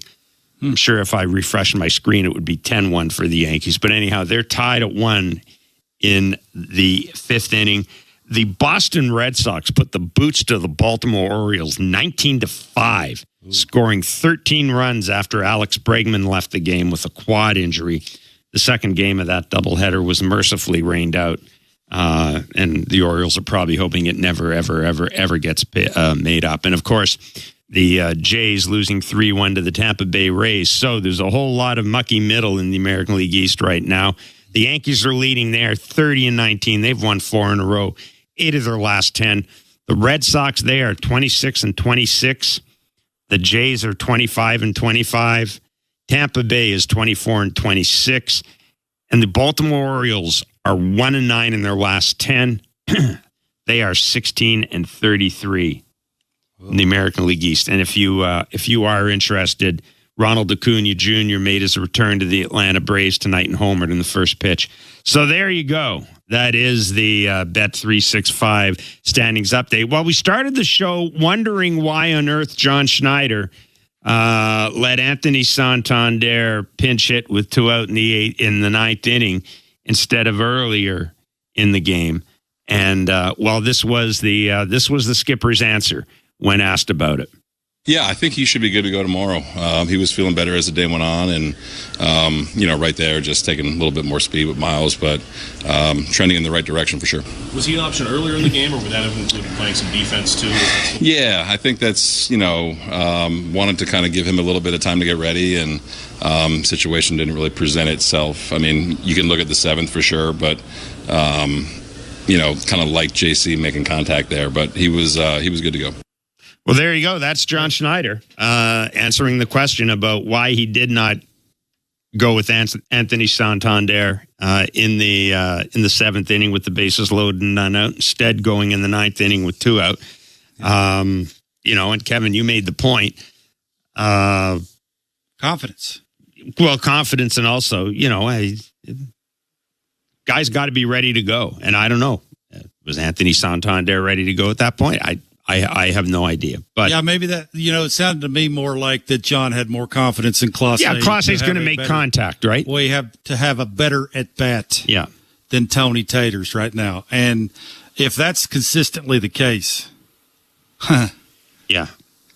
I mean, going forward, look, they need to figure it out in a hurry. I mean, if they think they're going to go on any run whatsoever, I mean, with sort of this version of Vladdy right now, somebody's got to step up, and you would think it'd be Tony. Like Tony, in between the mechanical changes, the moving the hands, the getting it down on time, the staying square to the target, having a better finish, stop being out and around, like all the things that go into doing and being the best version of yourself. I mean, essentially, John, start doing it. Yeah, John Schneider's basically saying he doesn't think he can hit a fly ball there and drive in a run. That's basically what he's saying. Sure, what it sounded like to me. I mean, again, John's very good at circling the wagons occasionally. That sure sounded like he was basically saying, I like Clase in that at bat than I like Tony. Boy, oof. You ever think you'd hear that? No. But we're getting a lot of that this year. 416-870-0590, star 590, 1-888-666-0590. So you heard the manager's explanation as to his decision to not pinch hit Anthony Santander in that particular situation. Are you buying it? What do you think about it? I think it's a fair second guess. I always operate under the assumption the manager knows more than we do about his players and their readiness. But again, if Anthony Santander hadn't played at all tonight, then I wouldn't have asked that question, because then clearly he's not ready to play. But then you find out he's probably going to play tomorrow. I mean, I got a switch hitter who had 40 bombs last year sitting on the bench with the bases loaded. And yes, I'm facing a pretty good bullpen. But man, I wouldn't have done it. I'm just telling you. I wouldn't have done it if I was John Schneider. I would have put Anthony Santander in there. Absolutely, I would have. Yeah. I mean, you know why? Because then I wouldn't have to ask. Then the only question I'd be answering is, why the hell did you put a guy in who hasn't hit worth a damn all year? And for Jonathan Clase, and my answer would say, because he's one of my guys. Because he's one of my dudes. Yeah, he's being paid to do that. Sounds like you've talked to Gibby before. I've asked Gibby that many times when he was here. Hey, why'd you do that? And he give you that laugh. He'd say, "Bark, I did it because I don't have to answer. Answer the question." There, I mean, it's sort of exactly like that. I don't want to put words in John's mouth, but boy, sure, it sounded to me like he has more confidence right there in that situation with Clase having the at bat than Tony. I mean that. I don't know, Jeff. That for me right there is not a good thing. Well, I mean, the other thing I will say in John's defense too, I will say this: you've got to think that Clase is probably not going to hit into the double play. Like that's surprise. The first surprise is that he's at the plate. Yeah, that's fine. But at the same time, Jonathan Clase hitting into a double play, the odds of that aren't. I would think that his speed would allow him to. Would allow that not to be the case, but anyhow. I mean, even if they brought Tony up, he punches out. They got a guy coming up who walked off a game, and then you got Bo Bichette coming up. Yep. You got 3 chances with it. Even if a dude punches out, if he don't punch out, maybe he runs into a changeup, catches it out front, hits the thing to the moon. You win a baseball game. The dude gets hot. He's hot for the next 2.5 months. Yeah, I'm with you. I'm doing it just so I don't have to answer the question. Can we talk a little bit about what we saw from Eric Lauer and Braden Fisher tonight in particular? Look, this is, let's be clear, the Jays are, I wouldn't say they're in a world of hurt with their starting rotation, but they really only have 3 starters they can count on right now. I think Bowden Francis, we talked to John about him today. I'm certainly not at the point where I'm saying you send him down to AAA or anything, but it's pretty clear that the Jays, that their leash with him is awfully short. So here comes Eric Lauer and into tonight's start against Tampa Bay. And, he gave up a couple of home runs. Braden Fisher came in and, did his job, struck out 4, struck out the side as well. Yeah, what did you see from those two guys in particular? 'Cause Eric Lauer, the thing that impresses me about Eric Lauer, Kevin, is for a guy who doesn't throw a bazillion miles an hour, sure, he's not afraid to go up in the zone, is he? Yeah, I think he did a decent job of throwing into, all the righties that he was facing. That was a big deal, other than the ball that he threw down the middle and the slider he threw to Brandon Lau down the middle. I mean, he was decent, right? I mean, he gave him a chance. I think that's all you could ask. If you asked Johns for in a third enough, he would say, absolutely, you take that all the time. It's just keep it in the yard. It was, the walk before the homer. 4 of the 7 pitches during the walk were non-competitive. That's sort of, I think, right, a veteran guy needs just to be a little bit better when it comes to competing and sort of navigating the top of the lineup, which, sometimes it looked like there in the third inning it got a little bit out of hand just with the non-competitive pitches. But, yeah, I mean, he was decent, right? I mean, he was competitive most of the time. He used the curveball and the slider to set up the elevated fastball, the fastball into the righties. It's just like I mentioned, he made 2 bad pitches. The 2-0 cutter that was a little middle in, that's a hitter's count. That's a leverage count. And the slider he hung to Lau, which, Lau's trying to do one thing. He ain't up there trying to walk or hit a single to left. He's trying to bridge people. And he's hunting middle. Again, this is sort of, I think whenever guys like that pitch, this is what you're expecting. And Braden Fisher, the deception in the deliveries, all I think is going on there, right? It's just that little funky movement when he picks his hands up, the glove goes down around the belly button and then he snaps it out looking like wings. It's very hard. Like his throwing arm is ran right up his back leg. You can tell they're having a real tough time picking it up. His slider's really good. His curveball to left is really good. He keeps it down, which is a big deal. He's sort of that lane away and in to lefties, away to righties.